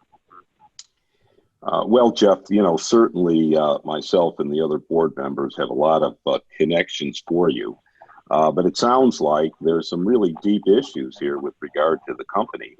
And we have, as you know, a fiduciary responsibility for this business along, with you as the owner. We can provide some counsel recommendations, but we really need to have an emergency board meeting to discuss the current situations and the needs of the business and work with you to find ways out of this. Okay, Jay, look, I hear you. And again, apologies that I've been out of touch. Would love to engage with you and the other board members and try and find a solution here and certainly, take your recommendations as to counsel that we should hire and what that counsel should be doing. So, look, I appreciate your time. I look forward to figuring this out with you. I do apologize that, we're in this situation, but a lot of this is just simply outside of our control, and we'll work together and figure it out. Great. Look forward to that. So my recommendation is that we call a board meeting for this afternoon and begin to talk to you about understand what's going on and talk to you about what has to be done and make some recommendations. Very good. I will make myself available at the board's convenience. Great. Okay. Thanks, Jeff.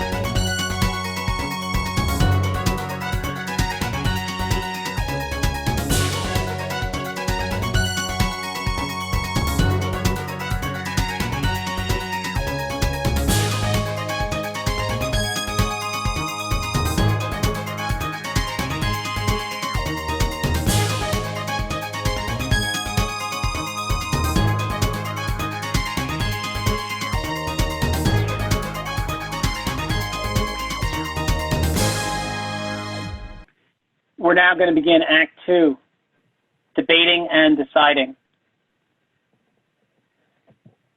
Scene 1. Not every problem is a nail, not every solution is a hammer, or where you stand depends on where you sit. I'm Jonathan Friedland, and again, welcome back from the break. We are still discussing the trials and tribulations of defaulting debtor Inc. Jeff Barcelone is still playing the role of owner and CEO, and Jay, the company's outside director. They are speaking with Michael Brandis, an attorney they're thinking about hiring to help the company navigate its way out of troubled waters.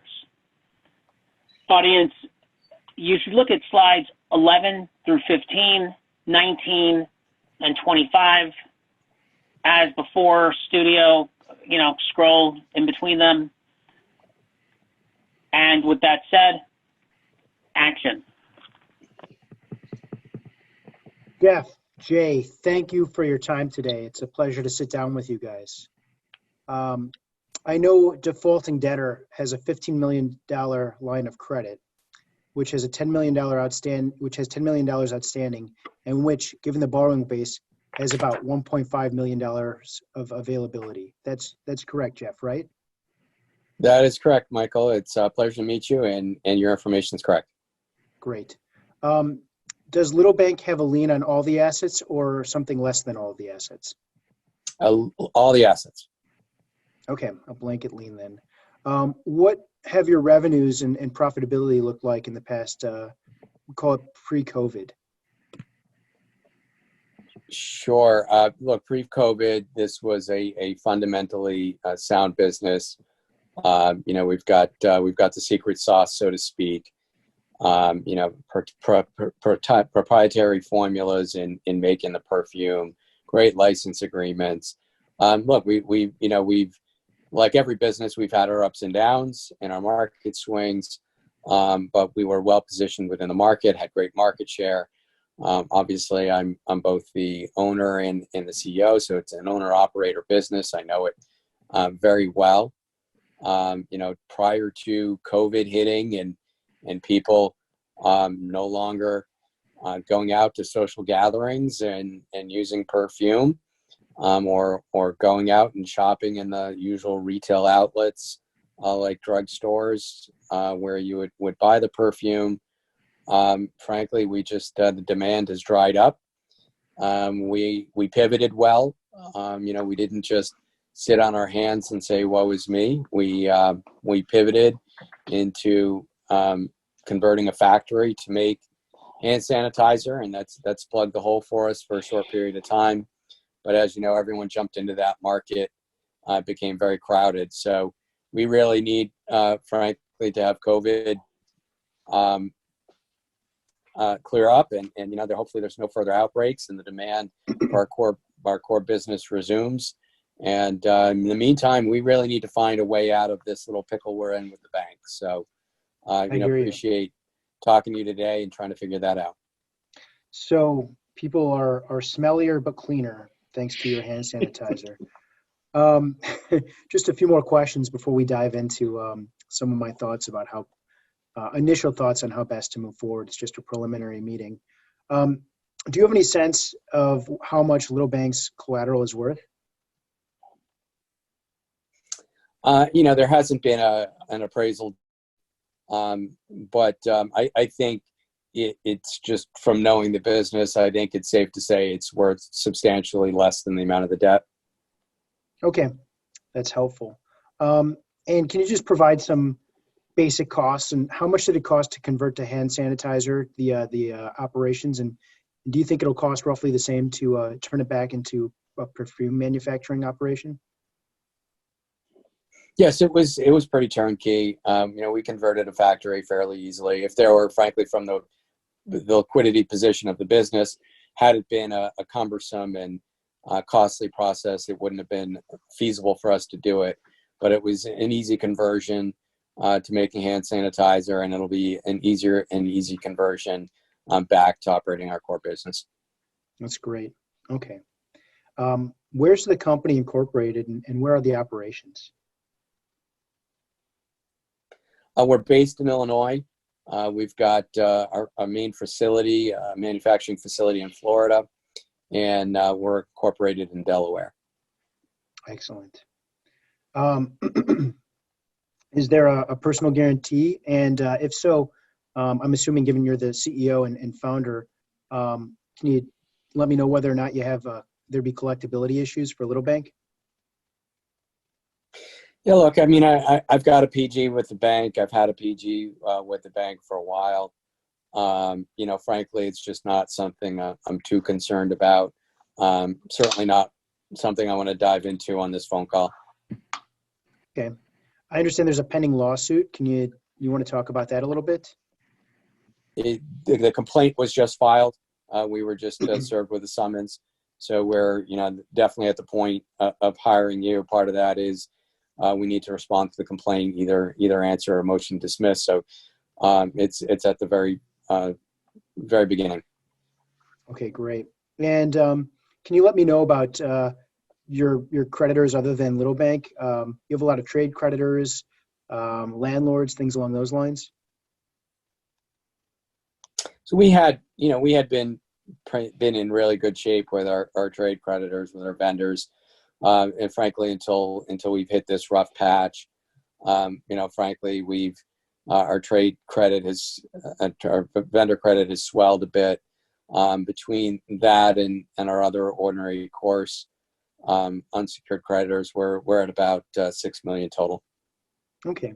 The next question is really for you and Jay, although I'd like you to answer it separately. What are your goals here? What do you want to see happen?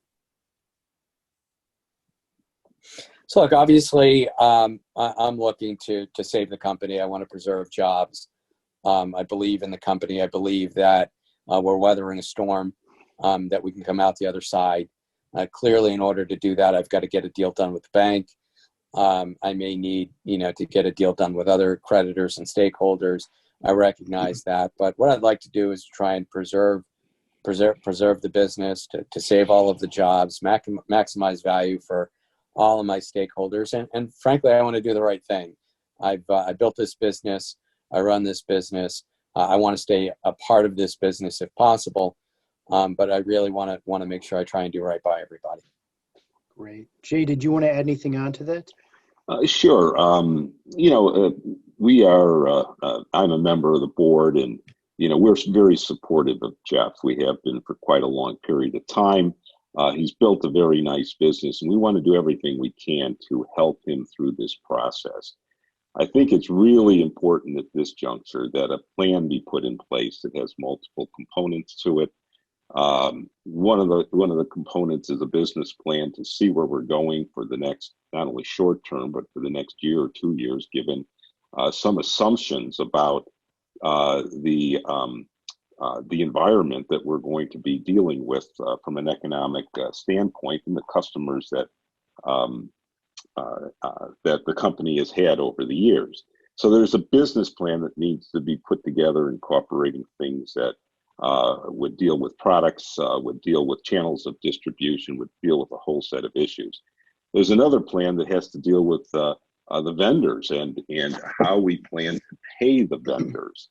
Obviously, we have a lawsuit at this point, but that's just $160,000 out of $6 million of payables that the company has that Jeff has just told us about.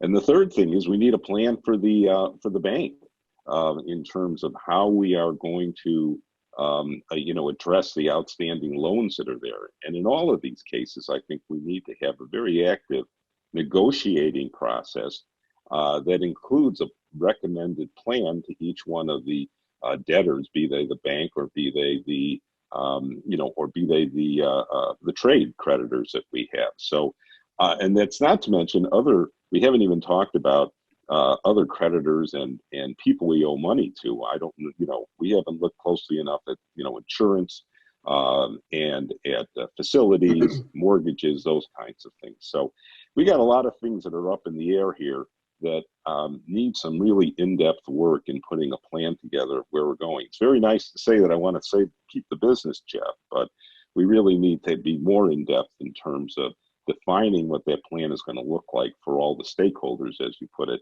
that are involved here, including the board of directors. Okay, this is helpful. Let's just say at this moment that everything's on the table and that the primary issue appears to be, at this juncture, from what you're telling me, the issues with the bank and how to figure out how to address that elephant in the room.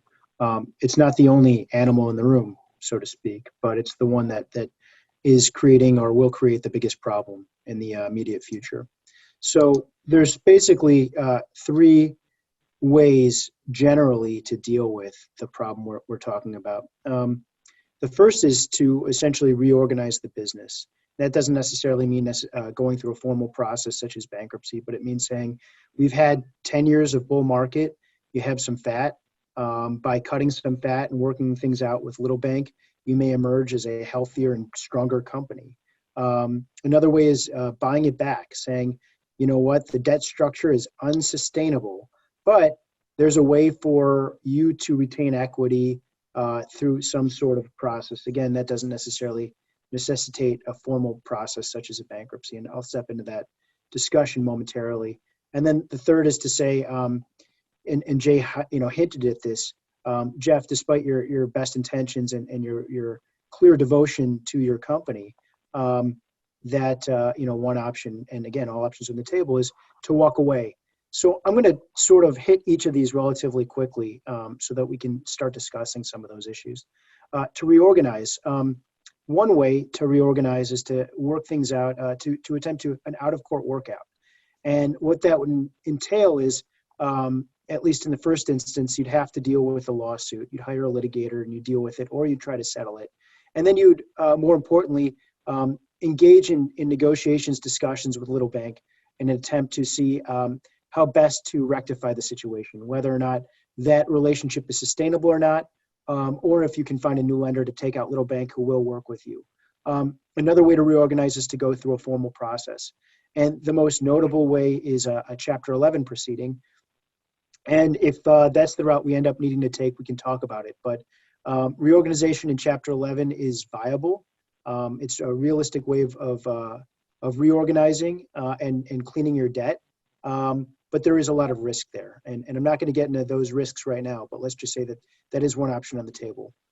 Another way to deal with the current issues is to buy it back. And what that means is to say, again, the debt's not working, but so we're going to have to look at ways to be creative and to find a way to get you out of this problem. Again, you can deal with this out of court, and that can be through an infusion of capital through a third party. It can be through other means. And by infusion of capital, I'm talking about friends and family or private equity, or a way to say that despite, Jeff, you being the founder and CEO, that you may need to find yourself with a business partner at this point, and that's going to be how we figure this out.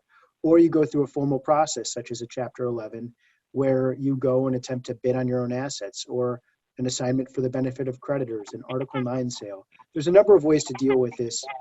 And again, I don't intend to get into the minutia of those points right now. The third way to deal with this— 60 seconds. Thank you, Jeff. Thank you, Jonathan. Is to walk away. And the first way to deal with this is simply the easiest, but for the PG, which we're not talking about right now, which is you close your doors and you walk away. And you may end up dealing with irate trade creditors and employees and all these other people, let alone Little Bank, who's going to seek to foreclose on your assets. But you say, I'm done. And that's one way to deal with it. Another is to sell the company with the assumption of debt, to say, I can't manage anymore, I need to walk away, but I'm going to sell it to a friendly, and maybe they just assume all of Little Bank's debt. And then again, the last process, the last way to deal with it is a formal process. There's an ABC, an assignment for the benefit of creditors, an Article 9 friendly foreclosure, or bankruptcy, and you can deal with that via Chapter 11 or Chapter 7. Chapter 7 and 11 can be used for liquidation. 7 is specifically designed for liquidation, but 11 is a controlled liquidation, which may help you with some of the collateral issues, such as protecting your employees, making sure that the trade creditors who've been your partners for years are protected, and that you don't get sued during the process, or at least it limits the chances of you personally getting sued. Thank you, Michael. Thank you. So that's a lot to unpack, ladies and gentlemen, and we're going to spend most of the rest of the webinar unpacking that. By the way, if you didn't see the note that came through the messenger feature to get us a little bit back on track, the next break will not be a 20-minute break. It'll be more like a 5 or 6 minute break. So I've got a series of questions that are designed to do some of that unpacking. Before I go there, though, I just wanted to do a little bit more framing. So the current slide displayed, slide 26, the option which all other options are compared to, that's really important to keep in mind. Many restructuring lawyers in the United States, I think Dimitri used the expression first, when you're a hammer, every problem's a nail. Many of us were originally trained as lawyers that file Chapter 11. And I think that it's fair to say that if you're not part of the profession, the corporate restructuring, insolvency, turnaround profession, when you hear the term, when you think about how to handle a distressed business, you automatically think bankruptcy. Bankruptcy has a very specific meaning, and Chapter 11 has a specific meaning more so. But the word bankruptcy is sometimes used incorrectly in a generic sense to mean a host of other tools, to encompass the broad array of all the tools in the tool belt. Chapter 11, even when it's not the optimal option or the option that's elected, nonetheless is really important to understand, because it indeed is the option against which all other options are judged. Chapter 11, while not every case is the same, to say the least, there's a high degree of certainty, relatively speaking, as to what will happen in 11, particularly if you can isolate down into not just, okay, it's an 11, but it's an 11 involving a company of a particular size, an industry of a particular kind, filed in a particular jurisdiction, because the law varies from jurisdiction to jurisdiction within the United States. And so everybody in the figurative room who might be trying to figure out if they can agree on a consensual workout, or if they're thinking about the other options, will always go back to, okay, what I'm being offered, is it good or is it bad? And the question is always going to be compared to what? And the what is often Chapter 11. So just sort of as a theme to keep in the background. So the things we're going to start to unwrap, slide 16, are not these things. These are strategic alternatives against distressed businesses. That's a different airplane. You're on this airplane for distressed businesses. Notice that bankruptcy is listed here because there is such a thing as involuntary bankruptcy. That's not what we're talking about. We're talking about the panoply of options that are available when those in control of a company decide to take advantage of them. So the owners, the shareholders, the directors, the people in control of a business can commence Chapter 11. Again, an involuntary bankruptcy can be commenced as an 11, but we're talking about the voluntary kind. An assignment for the benefit of creditors and or an Article 9 sale, which often happen in conjunction with each other. More often than not, an ABC, if there is an ABC, it will happen in conjunction with an Article 9. The opposite is not true. There are plenty of Article 9s which don't involve an ABC. I'm going to let that hang because maybe we'll get more color around that, in a bit from other speakers. Creditor composition agreement, where you can informally get a whole lot of creditors to agree to do X or Y, in which case you may obviate the need for a bankruptcy. A workout, typically used to describe a bilateral situation where the debtor is negotiating with a particular creditor. And sale by debtor, that's really apples and oranges to the first four boxes, because a sale by the debtor can occur in a variety of different legal wrappers. Let's call these legal wrappers, each of the first four squares from the left. So with that said, let me move on to let some other people talk. Audience, slide 48, question Chris Cahill, get ready to receive. And your question is, in a minute or less, describe a Chapter 7 bankruptcy. Okay, Chapter 7 bankruptcy is often sort of capsulized as liquidation. The key thing about a Chapter 7 bankruptcy is that at its outset, a trustee is appointed, and the debtor, the leaders of the debtor, have no more role with regard to the debtor's property. The debtor's property goes into the custody of the Chapter 7 trustee and is administered for the benefit of the beneficiaries of that trust, which would be creditors. Administration would include selling assets and collecting the funds for later distribution. It would include having claims filed by creditors and having those claims objected to or otherwise administered and then allowed and then placed into the list of beneficiaries who will receive distributions at the end of the case.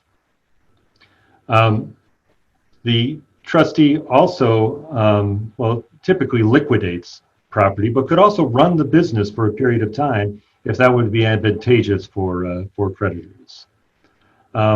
The other important thing about property of the estate is that it includes all the causes of actions that the debtor had going into the case, which could include lawsuits for breach of fiduciary duties on the part of officers and directors, and as well as all the other causes of actions. But it gets enhanced by some actions we've referred to already. In fact, I talked about preferences earlier. That's a bankruptcy creature. But also the Chapter 7 trustee can not only pursue preferences, but can pursue fraudulent transfer litigation, and often does. It's the mark of a very successful Chapter 7 if the trustee can find and pursue a lucrative cause of action. And one last comment on that. In this era, trustees often have the ability to draw on litigation funding to help them run such interesting, complex, and potentially lucrative litigation. Okay, going to cut you off there. Joe Greenwood, describe, and for this one, you can take 3 or 4 minutes. Audience, slides 26 through 28. Describe a Chapter 11 in fair broad brush. Audience, we're going to come back around to Chapter 11 toward the end to describe it in more detail. Joe, please go ahead. All right. At a high level, Chapter 11 is where, as opposed to what Chris said, where the debtor turns its assets over to a trustee in a Chapter 11 process, the debtor retains possession of its assets and administers the case itself for the goal of either reorganizing or conducting an orderly monetization of its assets through either a sale or a liquidation. When I think of a bankruptcy, I typically think of 3 different types of bankruptcies. The first being a pre-negotiated deal with creditors, and pre-negotiated can be either a pre-packaged bankruptcy or a pre-arranged bankruptcy. The key distinction between pre-packaged and pre-arranged is whether the debtor does or does not have the requisite number of creditor votes in order to confirm a plan of reorganization at the time of filing. So the first type of bankruptcy scenario is what we'll broadly call a pre-negotiated deal with creditors. The second type of bankruptcy, and this is the one where I typically find myself the most, and a lot of the people I think on the phone typically, or on the presentation today, typically find themselves, is a filing of a bankruptcy with the intent to sell the assets to maximize value through a 363 sale process. And lastly, I'd say the third type is kind of filing as a defense without a clear path of how you're going to get out of a bankruptcy. Typically not a good place to be. I'd say one of the things that we often tell our clients when they ask about Chapter 11 as a viable path forward is, you better be darn sure how you're going to get out of Chapter 11 at the time you file. So at a very high level, I'd say those are how we typically kind of classify the three types of Chapter 11 cases. I'm going to briefly touch on a couple key concepts and topics that are kind of key tenets of the Chapter 11 filing. The first is the first day hearings. In a first day hearing, the debtor is in court filing and presenting a collection of motions, essentially asking the court for permission to operate its business in as close to the normal course as possible. Typical kind of key first day motions will include the ability for the debtor to use cash collateral, the ability to pay wages, the ability to pay utilities, and the ability to pay critical vendors. The second key topic that I'd like to address is the automatic stay. Automatic stay, in its simplest form, somewhat draws a line in the sand, essentially, and bifurcates the company's actions pre-filing and post-filing, and prevents creditors, pre-petition creditors, from taking actions against various pre-petition issues. So what does that mean? Collecting on pre-petition debts, continuing to move forward on pre-petition litigation. The automatic stay essentially draws a line and says it gives the debtor the breathing room to execute its plan and determine the best way to maximize value for its constituents through the Chapter 11 process. The third concept that I'd want to address is bankruptcy financing. How does a debtor fund its operations in a Chapter 11 process?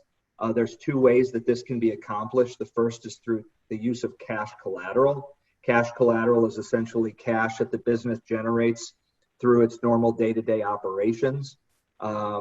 This would essentially be using cash receipts to fund operations and pay obligations as they come due post-petition.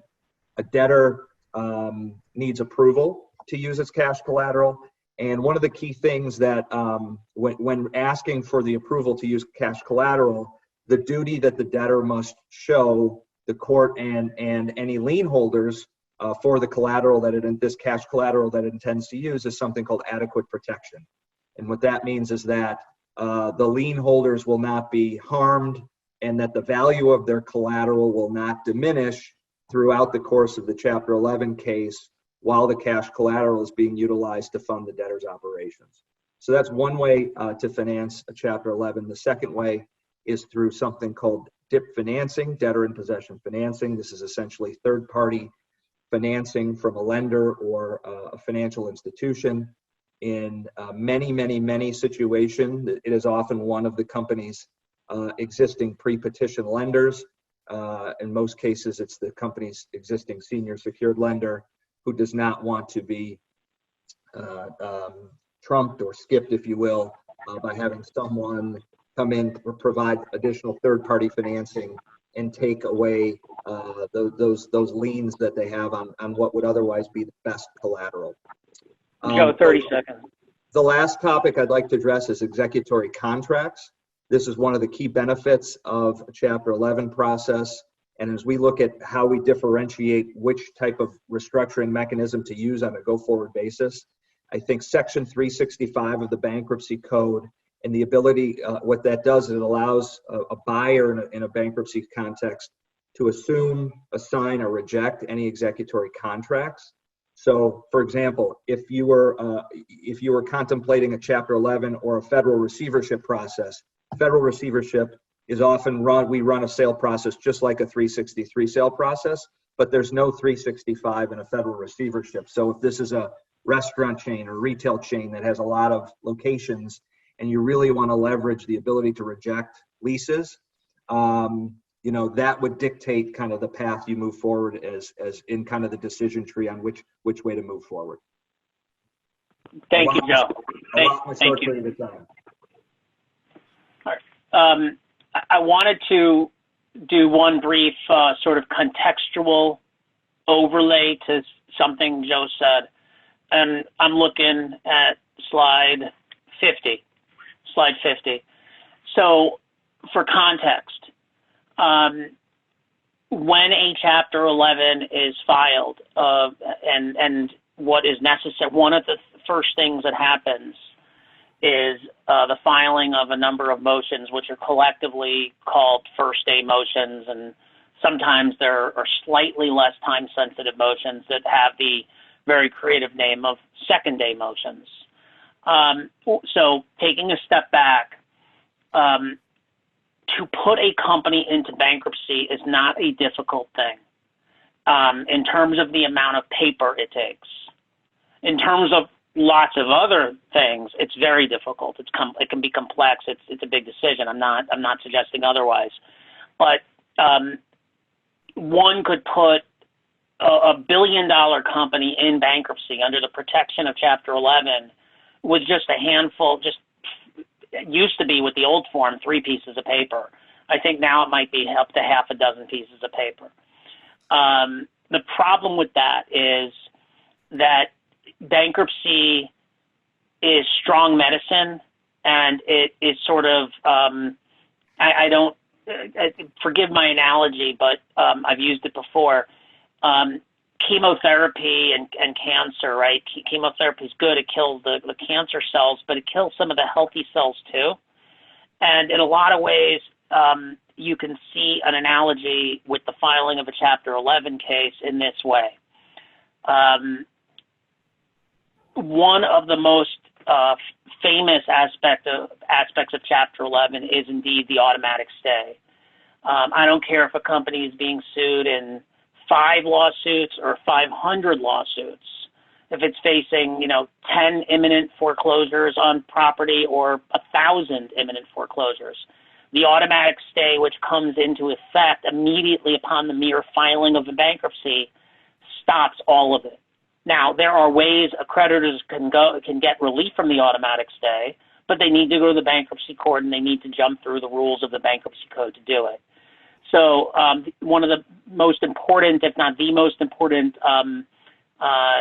aspects of Chapter 11 is the relief that it provides in the form of the automatic stay. The problem is the automatic stay is very broad. And so, by example, if I own, Exco and I file a Chapter 11 today, and I want to pay my employees tomorrow or my vendors tomorrow for work they did yesterday or goods that I received yesterday, I can't legally do that. The automatic stay doesn't give me any room, any judgment. It's an absolute stay against doing anything that would benefit creditors on account of what they've provided pre-petition. And that includes wages that are paid in arrears. And that would include goods that were delivered yesterday and that I would have, but for the Chapter 11, been able to and would have paid. And so the filing of a Chapter 11 petition, is broad. And so a number of the so-called first-day motions, they all have a number of them have the same exact common theme, but in different contexts, which is to say, Judge, I know I can't pay, I being the company, can't pay X or Y or Z because of the automatic stay, but let me tell you why I should be able to pay it. May I? And then you have one standard typical motion to address wages. You have another that might address things like utilities. and you might have another and you have others. And the point is that many of these motions are pretty non-controversial, but they have to be filed. And there's a lot of work that goes into filing them. Okay, I feel better having given you that background. I don't know what you think, but I feel better. So, Matt Brash, audience, go to slides 44, 45, 46. Describe an Article 9 sale. Describe a friendly Article 9 sale. Sure. Would you? Thanks. Yeah, I'll just really touch on the friendly Article 9 sale side. Article 9 sales, without going into too much details, we'll hear about a little bit later, but it is a fast and inexpensive way of liquidating or selling a secured party's assets. It's friendly in the sense of that's exactly what it is. The debtor basically cooperates with the secured lender. The secured creditor basically takes possession and sells the collateral, whether themselves or through another third party. In a friendly Article 9 sale, the sale discharges subordinate liens, and good faith purchaser takes the assets in a free and clear position, which obviously provides a little bit more of a benefit to a purchaser and not have to worry so much about any liabilities or successor liabilities as the assets are being purchased free and clear. In some instances, it's kind of similar to like a deed in lieu in a real estate type situation where a secured creditor may also accept surrender and satisfaction. So normally in a friendly foreclosure overall, the borrower is basically handing the keys to the car to the secured party and allowing them to liquidate their position as quickly and as inexpensively as possible.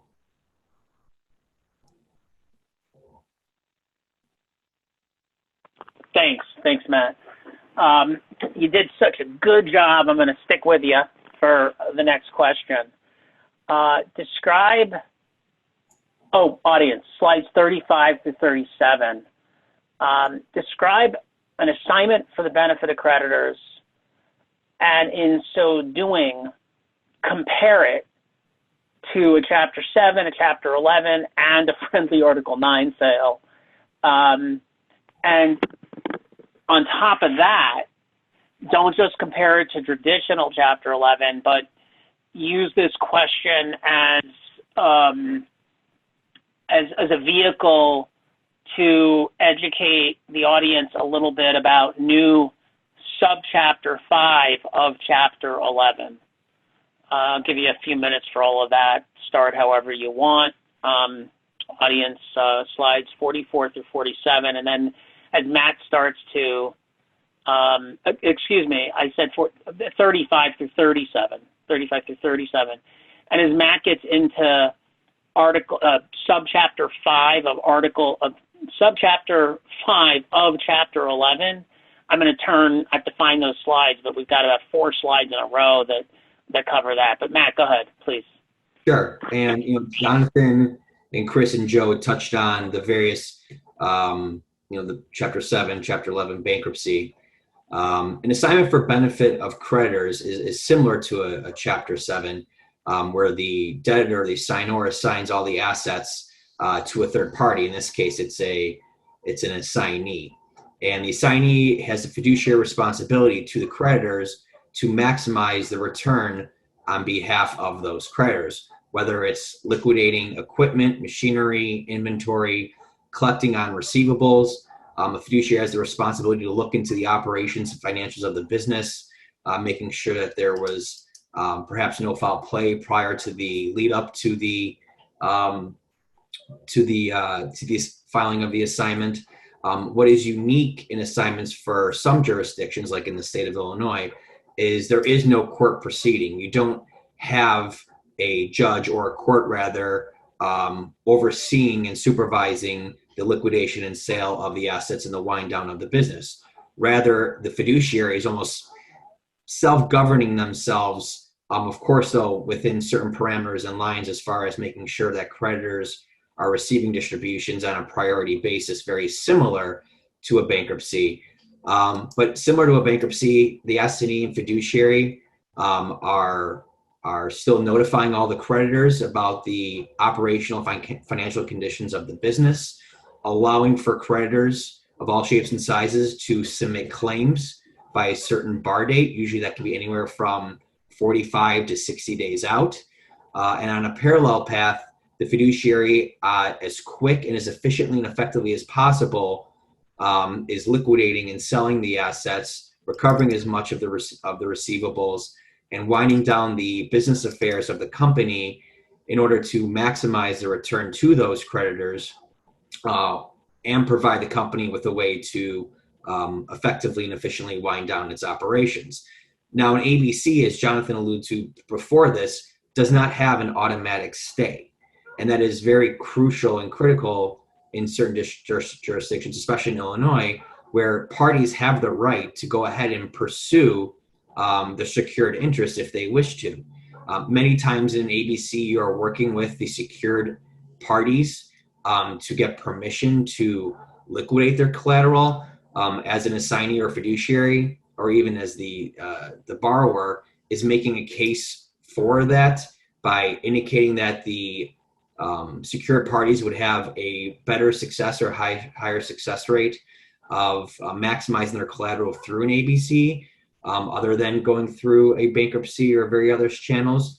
The bankruptcy route, of course, has certain costs and strict measures in place, where obviously having a court in place, various statutes and laws, that governs the bankruptcy path. There is the time and cost involved in doing so that you don't really find in an ABC type engagement or program. Now, again, it varies in each different type of jurisdiction. Some jurisdictions you do have a court proceeding, but especially here in the state of Illinois, it is a great platform and tool to use because it does prevent some of the costs and some of the procedures that you have in a bankruptcy. But like Jonathan and Chris and Joe said beforehand, you do have some of the benefits of getting the automatic stay in place in a bankruptcy, which you don't have necessarily in an assignment. Comparatively to the Chapter 7s and Chapter 11s, in Chapter 7, as Chris stated, there is a trustee that is immediately assigned and oversees and takes control of the process. The debtor in that bankruptcy does not have control of who that trustee is going to be. And of course, there are costs, both beneficial and not beneficial, of Chapter 7, as well as the court's oversight and supervision. In a Chapter 11, in that situation, the debtor still wants to be, or the borrower debtor still wants to be in control of the reorganization, and therefore an ABC is not necessarily the best platform or tool to use in that situation, because an assignee is similar to a trustee in that they take full control of the assets and are shielding and protecting those assets from the, from possible third parties or various types of individuals looking to pursue their rights and pursue their secured interests. Jonathan alluded to the Subchapter 5 program, which is the Small Business Reorganization Act in 2019. It came into effect in February of 2020. And basically what it provides is a small business debtor may elect at the time of filing, by basically checking the box now, to proceed under new Subchapter 5 under the Chapter 11 bankruptcy.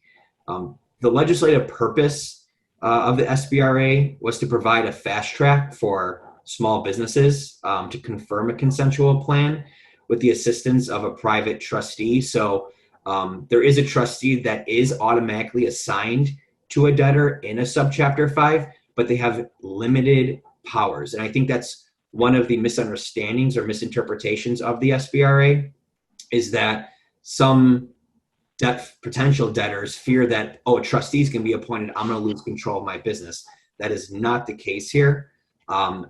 The point here is for a debtor to reemerge from bankruptcy under a 90-day window, because they have 90 days to file a plan of reorganization.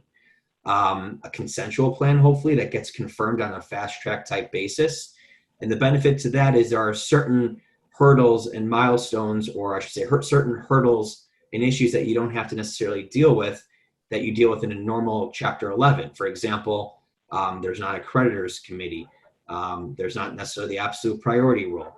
And there's other certain factors that you find in a Chapter 11 that you don't necessarily have here in a subchapter 5. And it's a really neat mechanism that allows between a debtor's counsel, a debtor, and a subchapter 5 trustee to work with all the moving parts of the various creditor classes to try and get to that confirmed plan, and on a very expedited basis. Of course, with COVID, it threw a little bit of a wrench in the subchapter 5 plans because many businesses, after they filed Chapter 11, had two issues. Number one, they couldn't apply for the PPP funds because, question number one on that application did not allow for entities in bankruptcy to receive the payroll protection funds. But number two is, because of COVID, many of the 90-day plans the 90-day window to file a plan has gotten extended because these businesses had to shut down due to the various shelter in places. So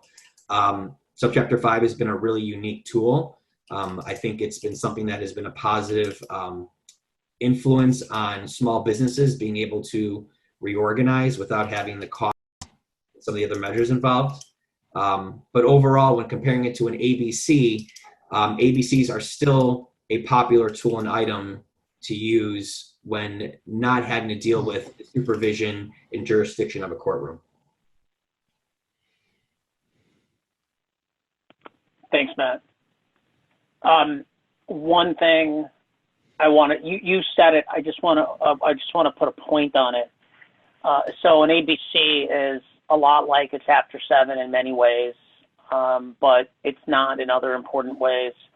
And as a lawyer who represents a lot of troubled companies, and just speaking for myself, and I don't mean any offense to anybody, but I think it's fair to say that because in Chapter 7, when you file, you don't know who the trustee is going to be.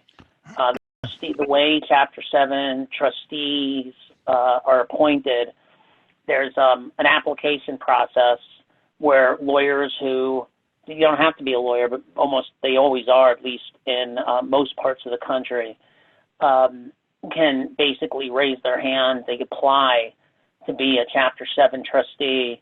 You're basically a government contractor. It's almost like if you're a defense lawyer and you put yourself on a list with the local court to be on the wheel to get assigned counsel work for people who can't afford it, and you get a contract to do that.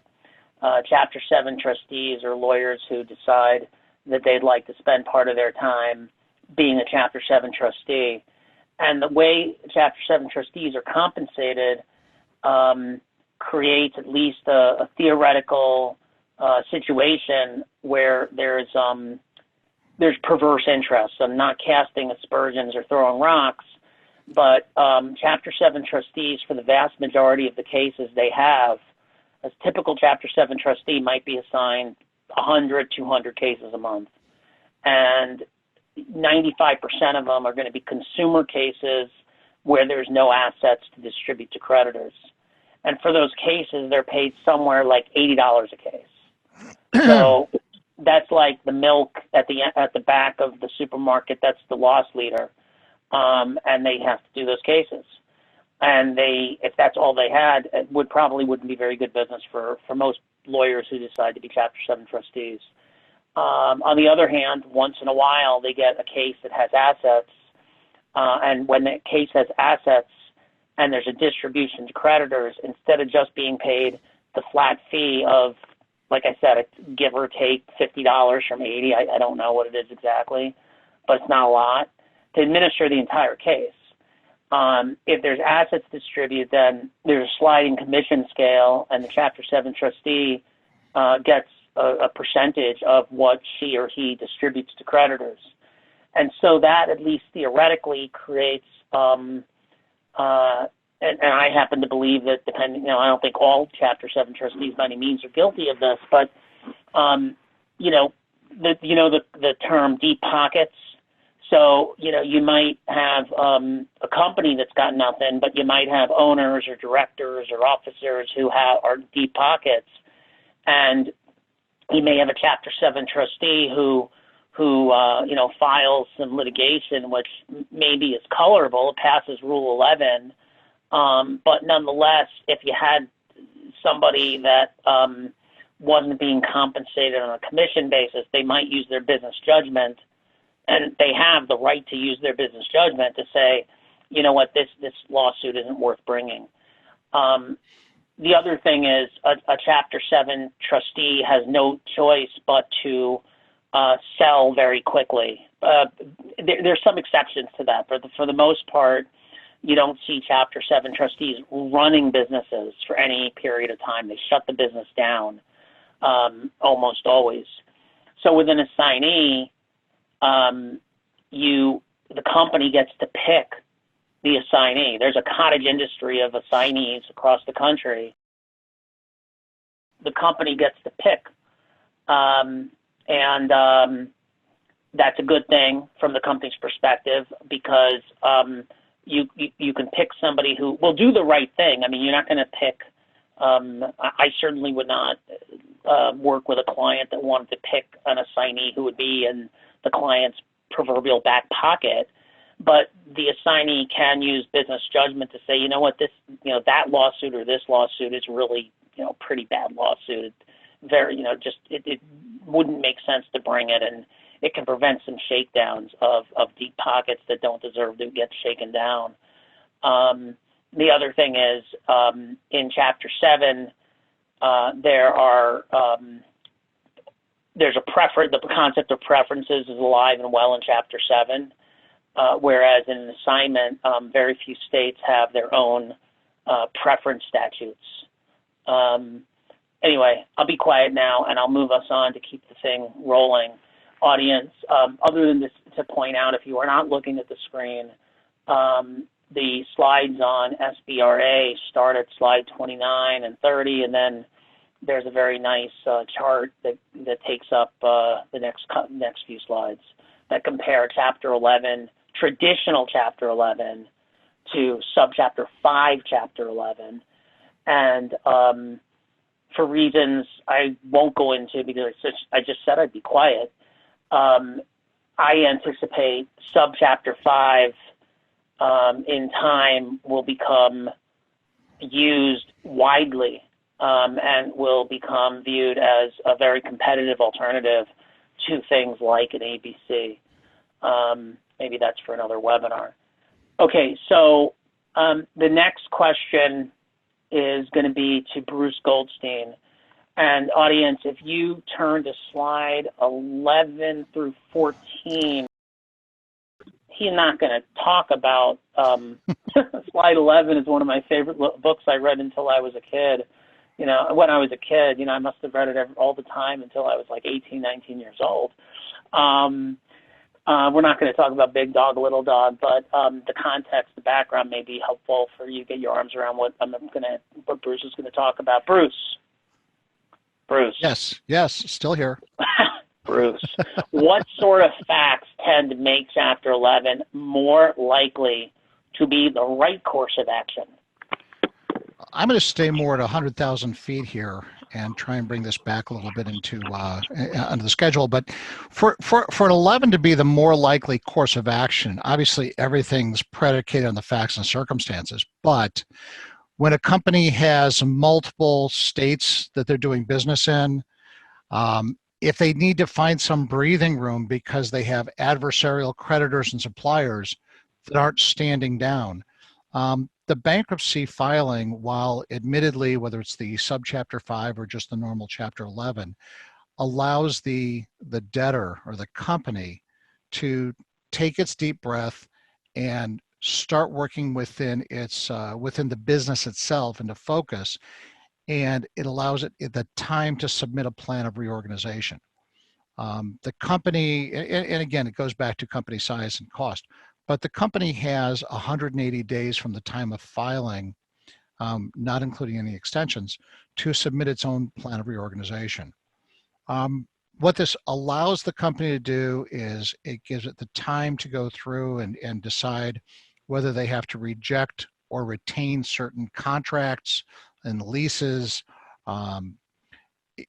just to allow them to continue the business. The other thing that may happen is that in this case, potential buyers may be adamant that they want or need to buy the assets free and clear of all liens and encumbrances, claims, and any other interest that can't be done outside of the bankruptcy. It's a little bit technical, but this is where, to a certain extent, potential buyers would be driving the process. It's also especially important and much more likely when there are other issues that tend to be potential successor liability issues. And these include items like environmental contamination, warranty claims, workers' comp, product liability, anything that can't be extinguished without a true Chapter 11 filing and the company getting through the bankruptcy. Unfortunately, you don't have those items extinguished by an ABC, a receivership, an Article 9. So if they're just looking for breathing room, Chapter 11 allows the debtor to prepare and present its POR, its plan of reorganization. But one thing that's also very important for any kind of bankruptcy filing is to make sure that there is financing or working capital available, whether, I think it was Joe that was speaking about it before, whether it's DIP financing or the company to be able to function on its own, providing adequate protection. It's not a requirement, but it's really very important. And I'll turn it back to Jonathan at that point. Thank you, Bruce. Thanks. Anyone else want to weigh in? Going once, going twice. Okay, so the next question, we're going to go back to the world of Article 9. And to do that, I'm going to pull up slides 44, starting on 44. Aaron, make the argument that Article 9 is underutilized, would you? Sure, Jonathan. Before we can even talk about how it's underutilized, I think the reason for that is that it's completely misunderstood. Article 9 is a provision of the Uniform Commercial Code, which is a book of laws that controls commercial transactions in this country. And as Matt Brash identified, an Article 9 sale is very simply an extrajudicial or out-of-court sale of assets that is a right exercised by a secured creditor. It allows them to efficiently dispose of their collateral, maximize value by avoiding the court and the fees that go with that. So all rights and liens and encumbrances are stripped from the assets through the Article 9 process, which allows buyers to obtain those assets, again, free and clear. If they didn't have that component to an Article 9 sale, then it wouldn't. Nobody would ever buy assets through that mechanism. So in its simplest form, it's a creditor-invoked asset sale.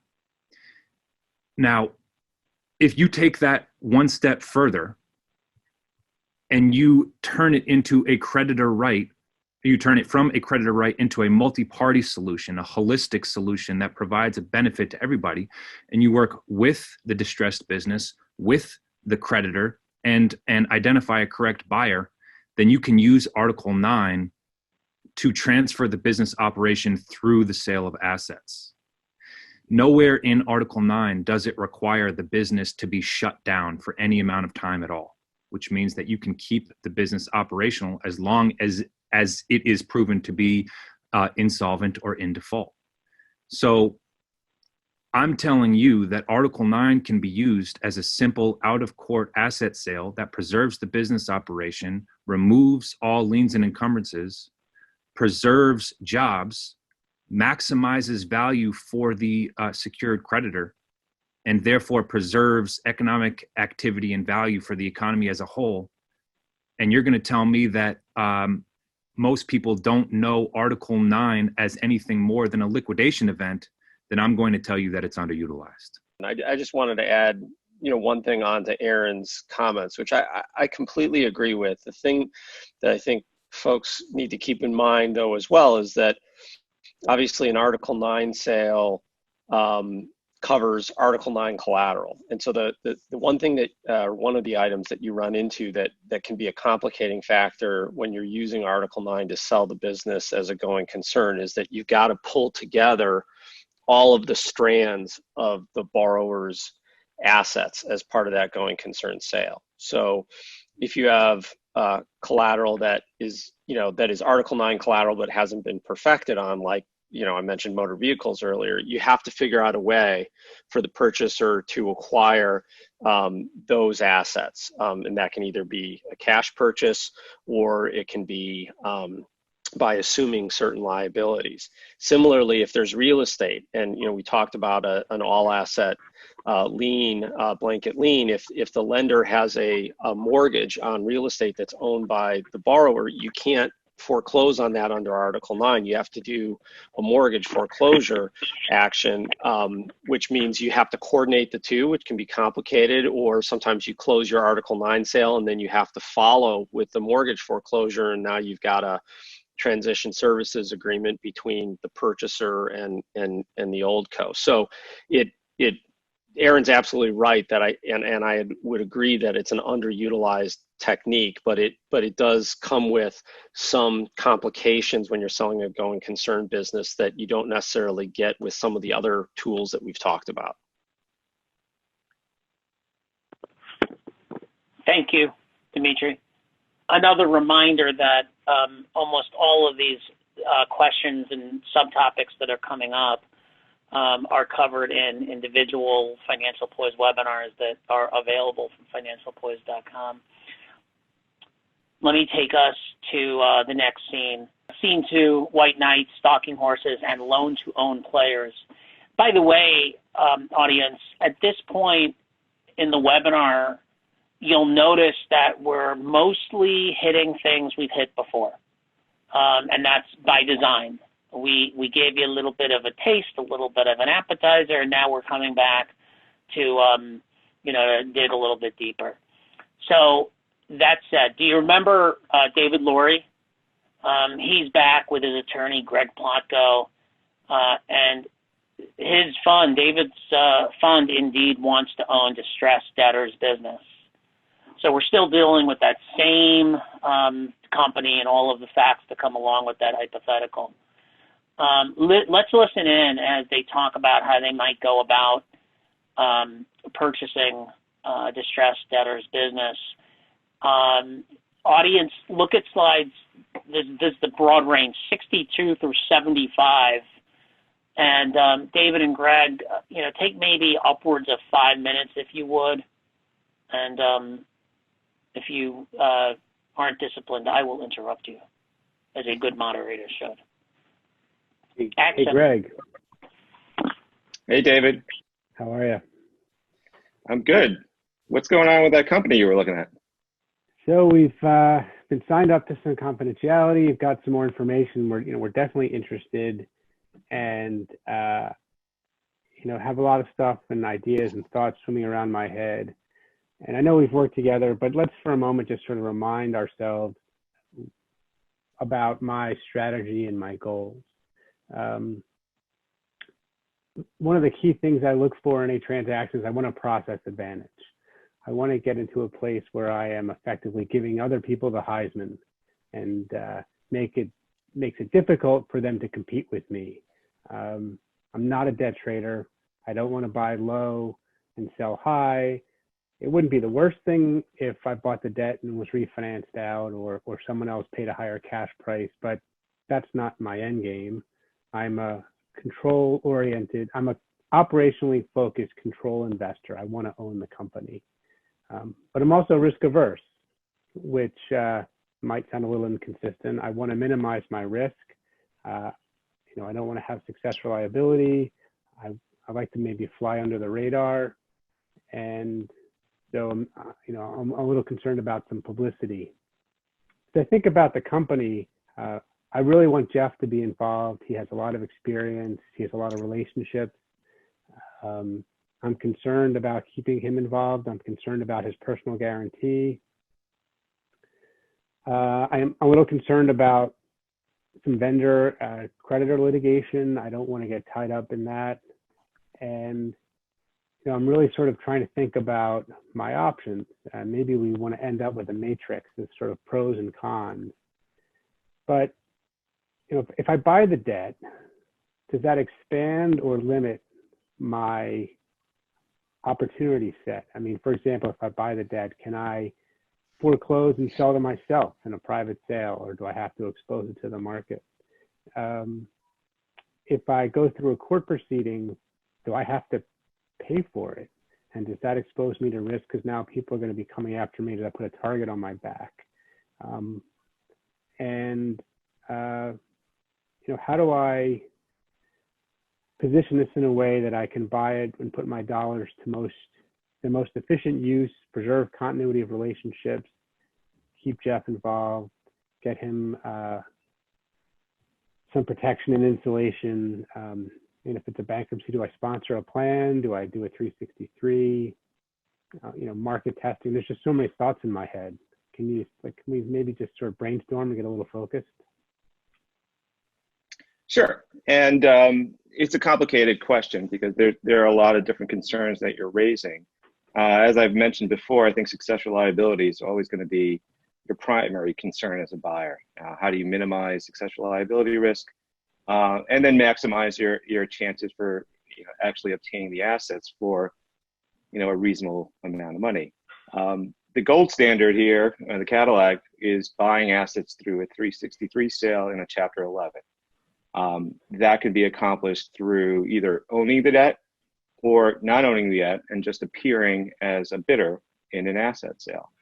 Now, the issue with that, from your perspective, is that you don't have as much control if you just show up to a Chapter 11 auction or Chapter 7 auction with your checkbook. Buying the debt and sort of having a position or a seat at the table before the Chapter 11 is filed gives you a little bit more options and gives you a little bit more opportunity to sort of control the process. So, for example, if you did buy the debt and you bought the debt at some sort of discount, you would have the ability to, in a foreclosure of that debt and through an Article 9 sale, or through a Chapter 11 process, to bid the whole amount of the face amount of that debt, not the amount you paid for, but for the face amount of that debt. So it gives you a little bit more currency than you had before. One of the issues with Article 9, however, is that when you hold debt and you foreclose on the debt, to obtain the collateral, you have to give notice to other parties, including other parties that have an interest in that collateral. That could include judgment debtors, that can include junior lien holders. And going ahead and trying to foreclose on that sale privately without giving a lot of notice could be an issue. Article 9 says you have to give reasonable notice for the auction so that the collateral achieves the maximum price. It also gives you an opportunity to do a private sale. But in a private sale scenario, you have to give, if anyone does object to your private sale, then you run into a problem there. So you mentioned that there may be some vendor litigation out there. I don't know if they have a judgment, but if they did have a judgment, and they did have some sort of security interest on that judgment, that could present a problem. If you did buy the debt. Wait, can we just jump back for one sec? Because something that piqued my interest. I mean, I've done a lot of work. I've looked at contracts. I've talked to Jeff. I've talked to some of his customers. If the bank sponsor, sort of funds the Chapter 11, and I participate in the 363 process, because you said that was the gold standard, and because I'd like to have a process advantage, how can I put myself ahead of other bidders? Can I sort of be, I want to be the stalking horse. Maybe does that give me a leg up on people so that I can protect my pole position? Right. So there are two ways to sort of accomplish getting a leg up in that scenario. You could either negotiate with the debtor to become that stalking horse, which means you sort of have a prearranged contract with bid protections that give you a fee, a breakup fee, in case you get outbid, allows you to set the sort of minimum bidding standards when you go into that auction. The other aspect that you could take part in is actually helping to fund the case through a debtor in possession loan. And as part of that loan agreement, you actually can set some standards or parameters of how that auction will take place, the timing of it, whether you can credit bid your pre-petition debt in that auction, and also credit bid your post-petition debt in that auction. So there's a little bit more control that can come along with participating in the case as a pre-petition lender, allowing the company to use cash collateral, and then participating in the case as a post-petition lender and developing a loan agreement that also sets up some parameters of how a sale process is going to work. I don't really see anything in this case for unsecured creditors if it's a Chapter 11, and I think that touches on the successor liability issue. I've read a lot about creditors committees mucking up the works and trying to find something under rocks when there's nothing there. Am I better off dealing with them in 11, or should I try to sort of blunt them in an Article 9 sale or some other out-of-court proceeding when they're less organized? So as we've heard during this presentation, the Article 9 sale doesn't sort of stop any litigation from taking place.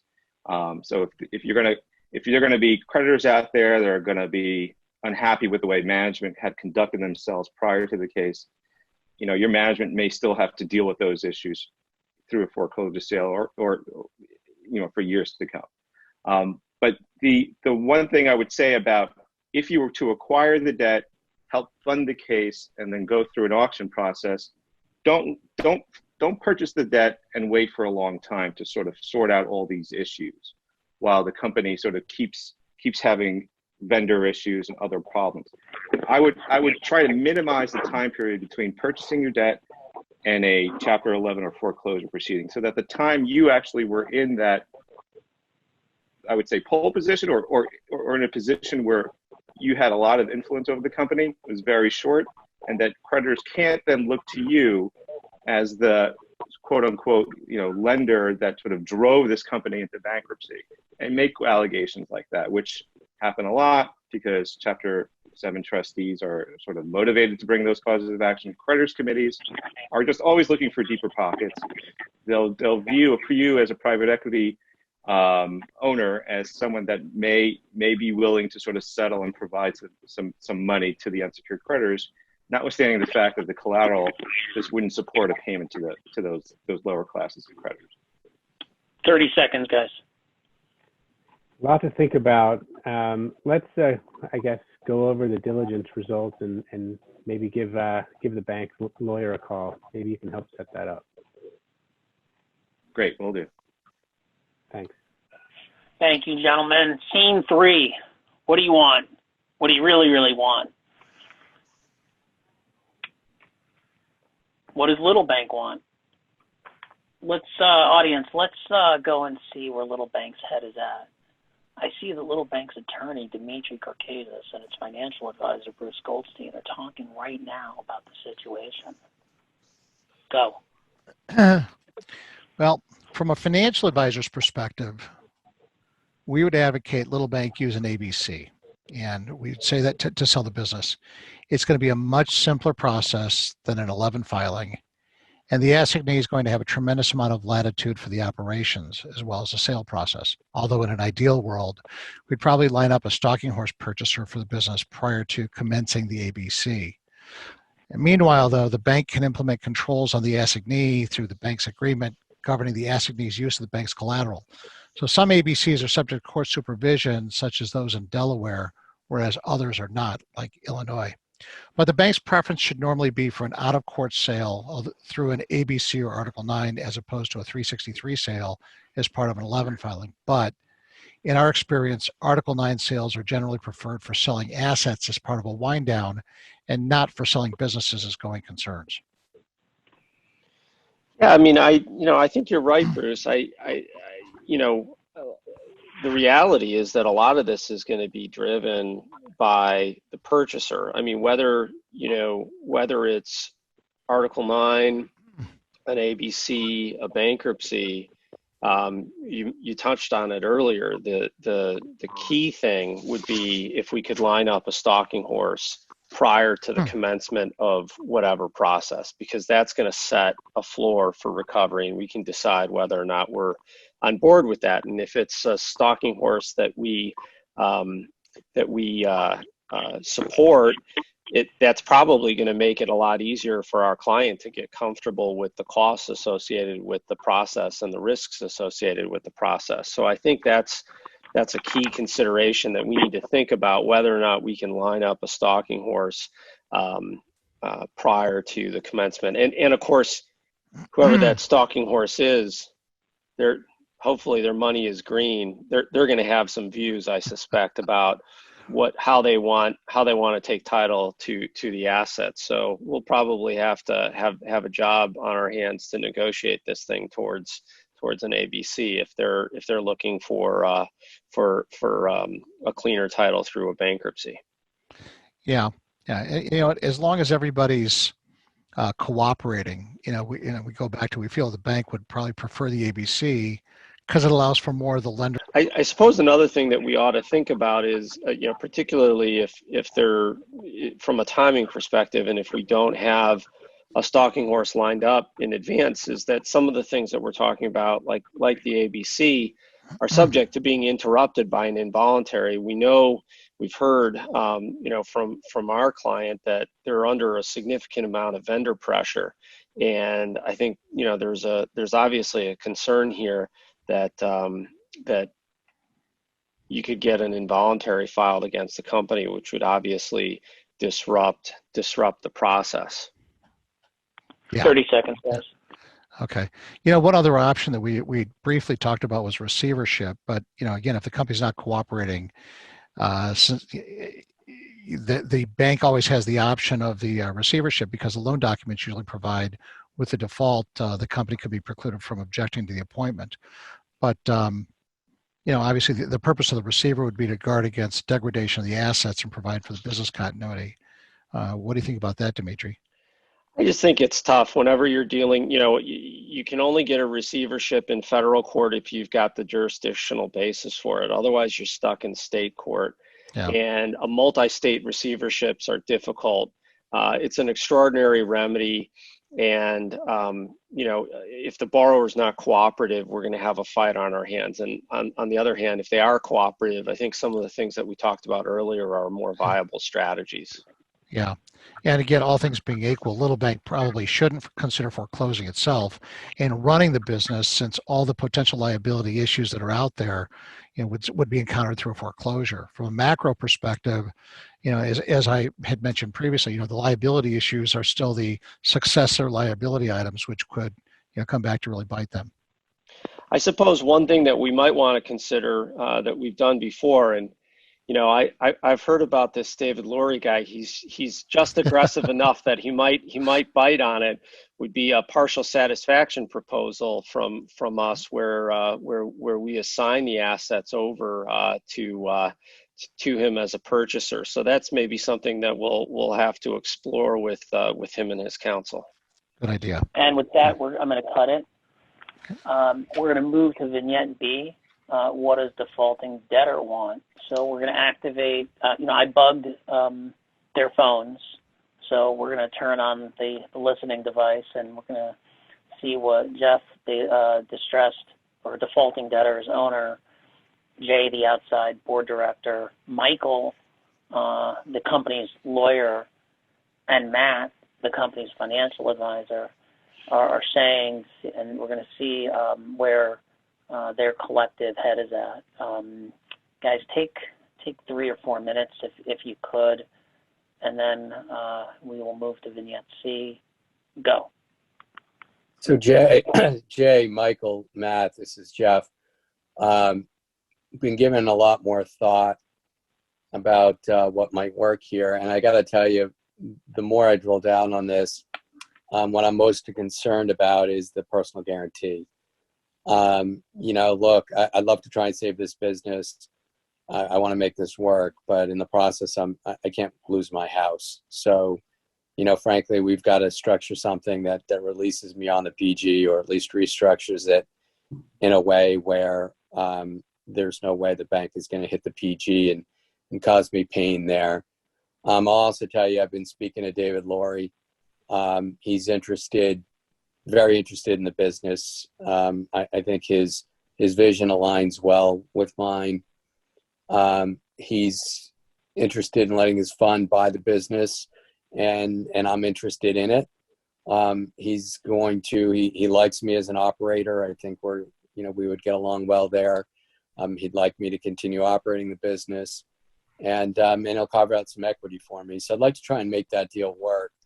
And I'm interested to see what you guys think about that. Jeff, this is Michael. Appreciate you retaining us here. And I just want to say I have some ethical concerns about our phones being potentially tapped. But that aside, you have sort of dueling interests now in the sense that you, Jeff, are dealing with a personal issue with your personal guarantee, and you, Jeff, are also dealing with the corporate issues as the CEO and founder. And so I want to be absolutely clear here that we can address, or you can address both issues in both shoes, but you need to be super cognizant of your fiduciary duties here to the company so that you don't run afoul of any issues, opening yourself up to litigation. Should you end up really it's not really self-dealing, but cutting a deal that's to your benefit, but is bad for the company or its creditors. So I understand where you're coming from. The deal with David Laurie sounds interesting. And, one of the things I think about, and I kind of want to turn to Matt here for his opinion is, whether or not to look at it at the investment bankers here. So Matt, do you want to lead us in that discussion? Sure. Yeah. And again, Jeff, thanks for allowing us the opportunity to work with you. I kind of echo Michael's sentiments there. A grave concern that we have when dealing with our clients is making sure personal doesn't get in the way of professional or vice versa. In going through all the various items that we've discussed and reviewing, what would the success rates be, whether going down the various platforms of a bankruptcy or an assignment or a other various form of liquidation, Article 9 sale. I think your key interest and your key goal is to keep the company operating. Despite what perhaps some of our creditors and the secured parties may think as far as what will be in the best interest for them, we obviously want to do what's in the best interest for the company.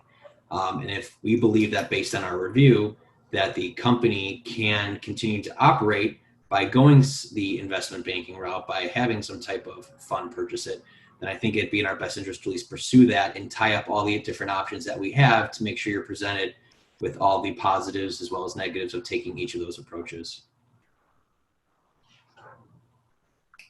I'm going to cut it there, and we're going to go to Vignette C, enter stage right, the investment bank. As is often the case, defaulting debtor will speak to at least a couple of potential iBankers before selecting one. Often other parties like Little Bank will have their own view on what investment bank ought to be selected, assuming it thinks one should be hired at all, and may make recommendations or even participate in interviews. In a moment, we'll sit in on a conversation with a potential investment bank. But first, a threshold question. Rob Miller, why would Little Bank's view matter? Well, clearly the investment banker from our perspective is critical, but it's not my call. To be really clear here, I don't own the company. I'm a lender. I'm a senior secured lender, and I want to get my money back. So there's a very common misconception that we control this process, and I can't state that more clearly. We do not. Do we have a seat at the table? Of course we do. But when it comes to selecting the investment banker, what we're looking for typically is industry expertise and distressed debt expertise, because as you can tell with all of these topics that we've been talking about for the last 2+ hours, understanding all of the financial and most importantly, legal nuances to all of these aspects. How do we sell? What piece do we sell? Do we spin this off?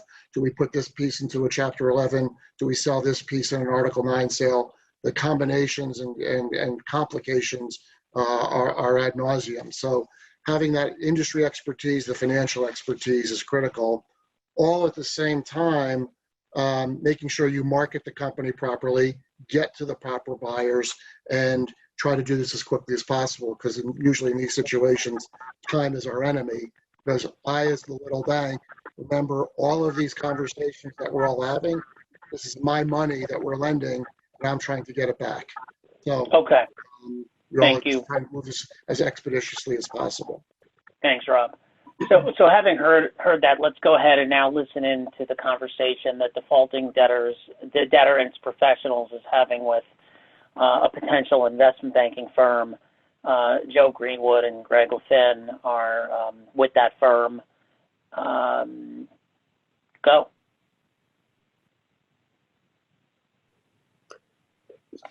So Joe and Greg, this is Jeff. Appreciate you guys meeting with us today, and would love to obviously hear about your credentials, but also in that, if you could include, certainly, I've heard that it's going to be in my best interest to hire a third party to run a process here in an effort for there to be transparency. But if you could touch upon, why I should hire an investment banker here and your credentials, and with that would be much appreciated. I think a couple of the things that are important for us to understand here, before, anytime we are introduced to kind of a new distress situation, we're typically looking for kind of three kind of key pieces of information as we formulate our recommendation, Jeff, to you and the other stakeholders here. I think the three pieces of information we would be looking for would be, one, how much time do we have to get a deal done? Two, how much money do we have available to fund a process? Do we have a lender that is willing to support a comprehensive process? Or is this a lender that is looking to kind of sacrifice headline value for speed and certainty to close? And the last question Greg and I would have, before we can really make a recommendation to you with respect to timing and the manner in which the process should be consummated, would be really, what does the balance sheet look like? And what, if anything, would need to be cleansed in order to get buyers comfortable taking title to these assets? I think that's really the kind of the key component here as we look at all the kind of the myriad of restructuring alternatives. And it's really the balance between maximizing value and getting buyers comfortable taking title to the assets, and where those two avenues meet, that's likely going to be the path we're going to look to go down. So, Greg, I don't know if you have anything else that you'd like to add initially. Yeah, I think, in addition to what, Joe summarized in terms of what we would be looking for, I mean, obviously it's very difficult to sell a good operating company, let alone a company experiencing, even temporary distress. So we have to be careful too. And in addition to the balance sheet, there would be a lot of other questions we would want to kind of work with management to kind of assess the strategic value. It was discussed earlier today, various synergies that may be available for a strategic acquirer. We do understand that Rob, as the banker at Little Bank, wants to make sure they're getting as full of a value as possible, and sometimes a process is the only way to occur and accomplish that. But timing is critical. And, in addition, we may need to have a consent to ensure that we as bankers get paid, and we can kind of talk about, fees that may be incurred on a monthly basis until there's a successful solution.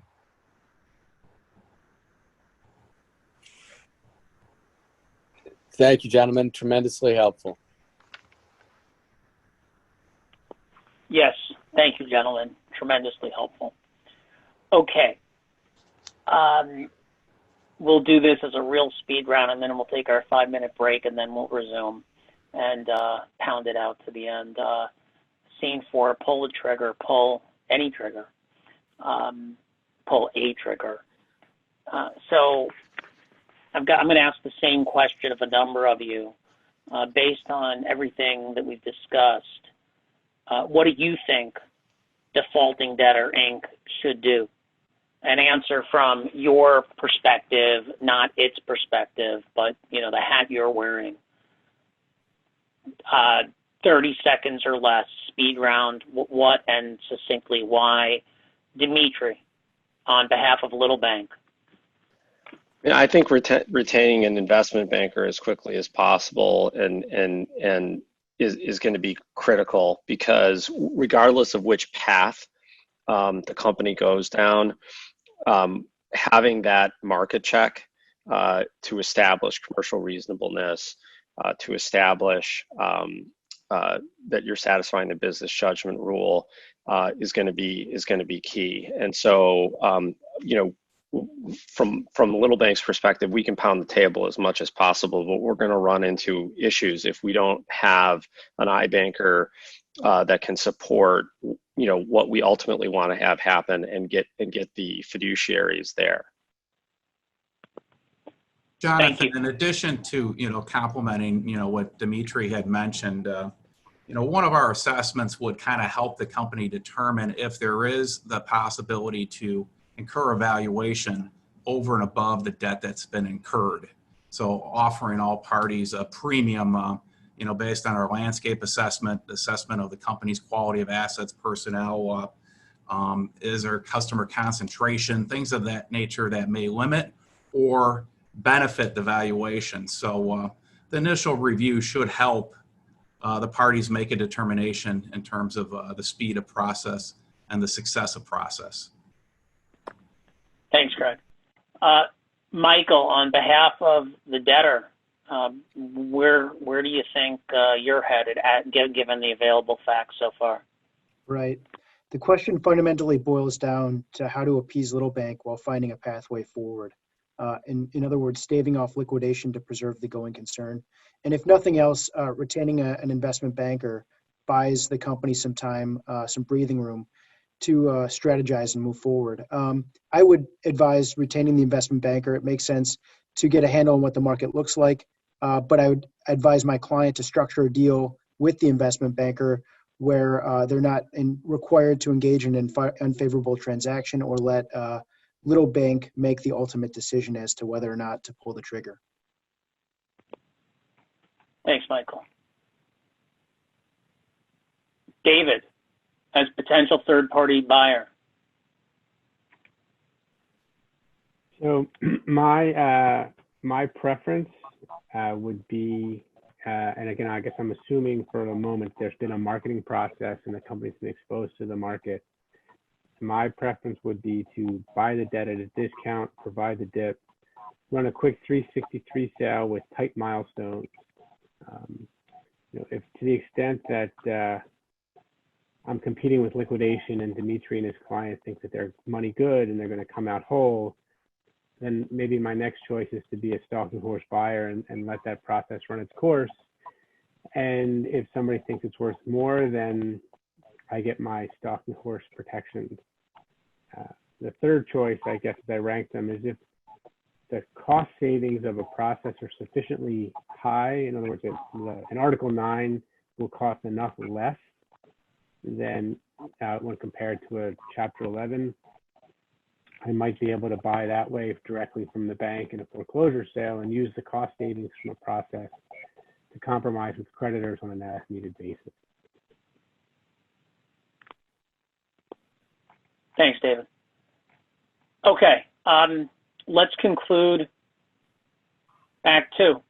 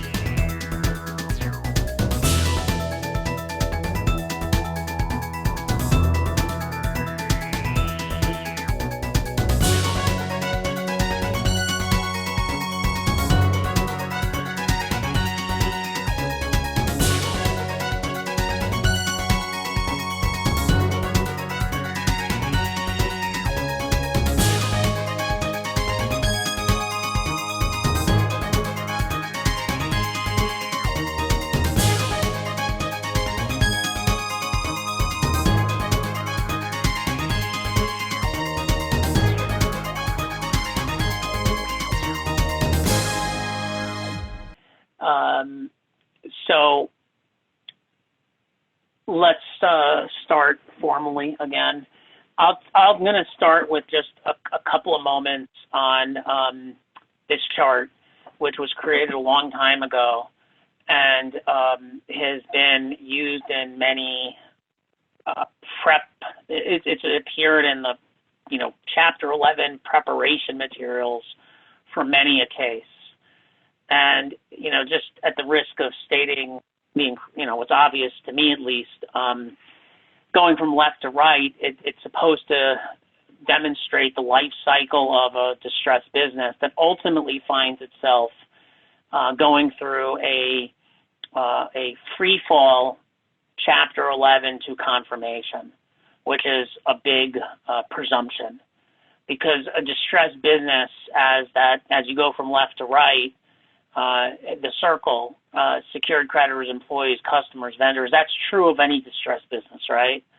It's also going to be true of nonprofits. Nonprofits can file Chapter 11, by the way. They're actually very good candidates for Chapter 11, all else being equal when there's a need.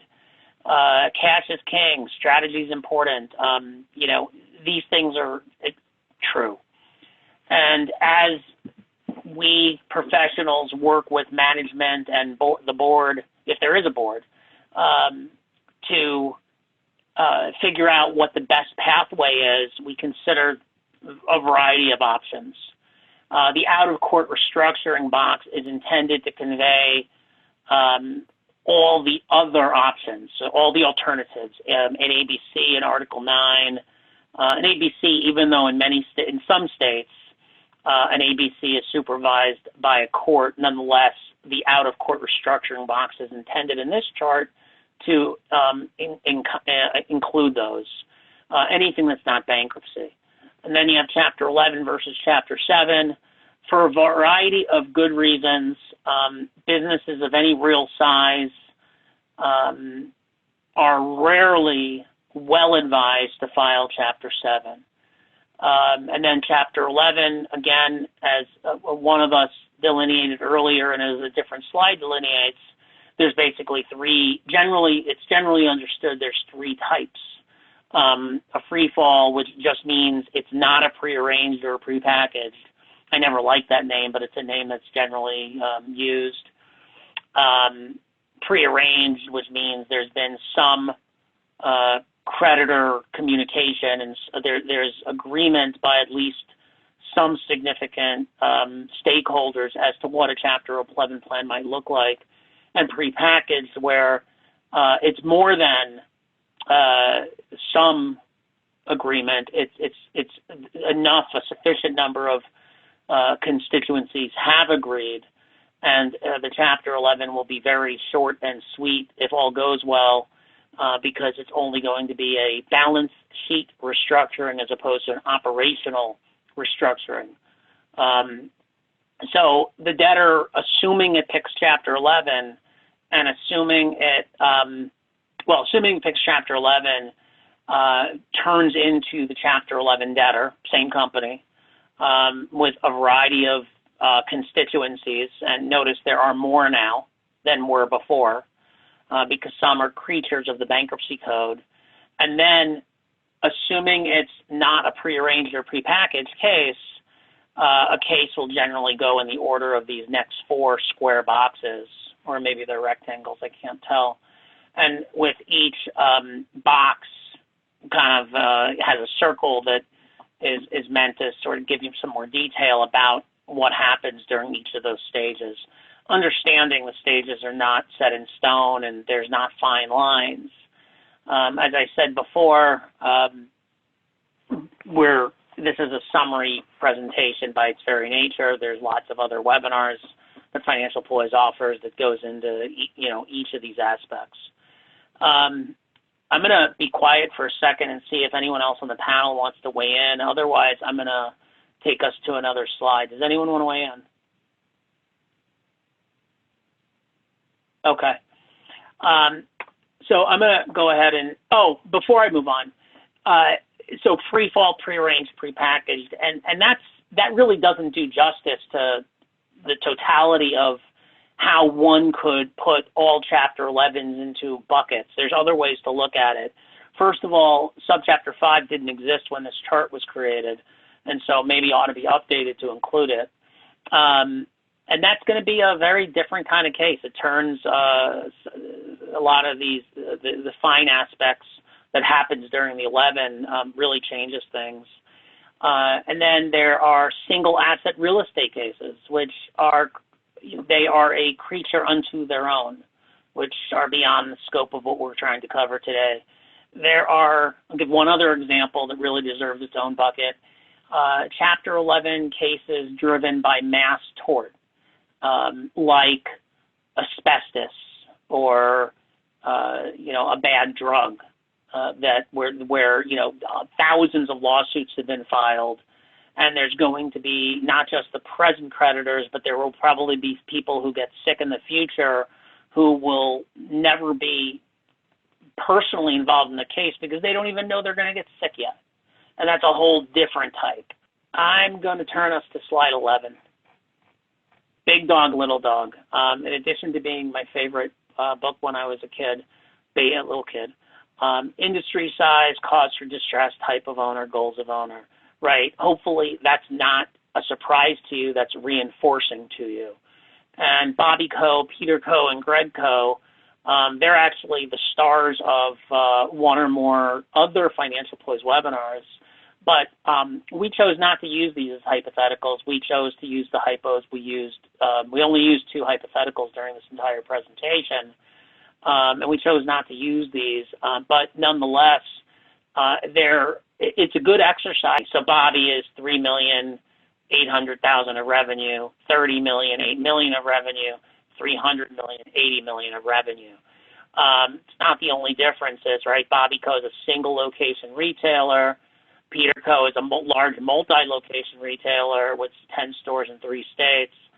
And there's other attributes that are different, but the point is I'm building, the hypothetical builds complexity. All else being equal, the larger the operation, the more likely it is that Chapter 11 is maybe the right answer. But that all else being equal is a really important, caveat, because so many situations do not belong in a Chapter 11 that we all see go into 11. And I attribute that to that truism that when you're a hammer, every problem appears to be a nail. And so I'm not suggesting by any means that even a company of this size and scope, that Chapter 11 is the right medicine for the company. Chapter 11, in the best of circumstances, poses significant risks. Subchapter 5 was originally enacted sometime in late 2019, was of far more limited importance because the limitation, you could only take a company into Subchapter 5 if the company had no more than, someone help me, here it is, $2.725 million of total debt. But because of the CARES Act, the debt limit increased to $7.5 million of non-contingent liquidated secured debt. So actual potential debt could be a lot higher, given that the limitation is with respect to non-contingent liquidated. And it's $7.5 million. It has a sunset right now that will go away, I think, exactly a year after it got imposed, so March 2021. I personally don't think it will ever go away. I think it'll go up, if anything. And it's opened the door to a whole lot more businesses because it's a higher debt limit. And we talked about a couple of the benefits of Subchapter 5 over traditional Chapter 11. One of them was the fact that, now, benefits depending on your perspective. The fact that the appointment of an official committee of unsecured creditors is the exception, not the rule, in Subchapter 5. That's generally going to be perceived as a benefit to the company, the debtor. Whether it's generally perceived as a benefit to the unsecured trade creditors is a completely different question. The other major benefit of Subchapter 5 is what it takes to confirm a plan. And without trying to go into detail for lack of time, the bottom line is it is far easier to confirm a Chapter 11 plan in Subchapter 5 than it is in a traditional Chapter 11. And that is a game changer. That's an absolute game changer. And I guess that's all I will say about Subchapter 5. And then the last thing is just to tie up what I consider will be a loose end. So bankruptcy, if you read, if you really understand bankruptcy in Chapter 11, its real purpose, the immediate purpose is the automatic stay, and the longer term purpose is what a Chapter 11 plan does, whether it's Subchapter 5 or traditional, is it basically is a novation. It acts to bind. Creditors get to vote on whether to approve a plan, and if the necessary numbers and percentages of creditors vote to approve a Chapter 11 plan, then the court looks at a list that's in the code that says, okay, now that we know the plan has been accepted, approved by the necessary parties, we, the court, we're still going to look to see if a number of other factors have been satisfied. And if those factors are satisfied, the court will confirm the plan. If they're not, it won't. And when a plan is confirmed, the key thing is that it will bind dissenters. That's the point. You can bind dissenters who are not getting what they want if you can confirm a plan, and that is sort of the key. That's a sine qua non of traditional Chapter 11 as well as Subchapter 5, Chapter 11, notwithstanding the fact that as a practical matter, most cases these days, Chapter 11 confirmation, if there is confirmation, is sort of it's not the climax of the case. The climax is usually the sale, the transfer of substantially all the assets to a buyer. Dimitri, do you want to take it for a change in voice, or do you want me to take it? I'm happy to take it. You go. No, absolutely. We're kind of walking through Chapter 11 in sort of chronological fashion, and so and I think folks mentioned it a little bit earlier, but typically you file your case, and then you've got your first day hearing and first day motions, and you mentioned it earlier, Jonathan, that one of the downsides of filing a Chapter 11 case is that although the debtor remains in possession as a starting point, it does mean that the debtor can't operate its business in exactly the same way absent getting some court approval. Can't, for example, immediately pay accrued payroll for the pre-petition period, or pay vendors for the pre-petition period for amounts that are due that relate to the pre-petition period. And so a lot of what happens on the first day in cases is the debtor going into court and sort of big picture, I guess at least three objectives. One, explaining to the court and to other constituencies what the case is all about.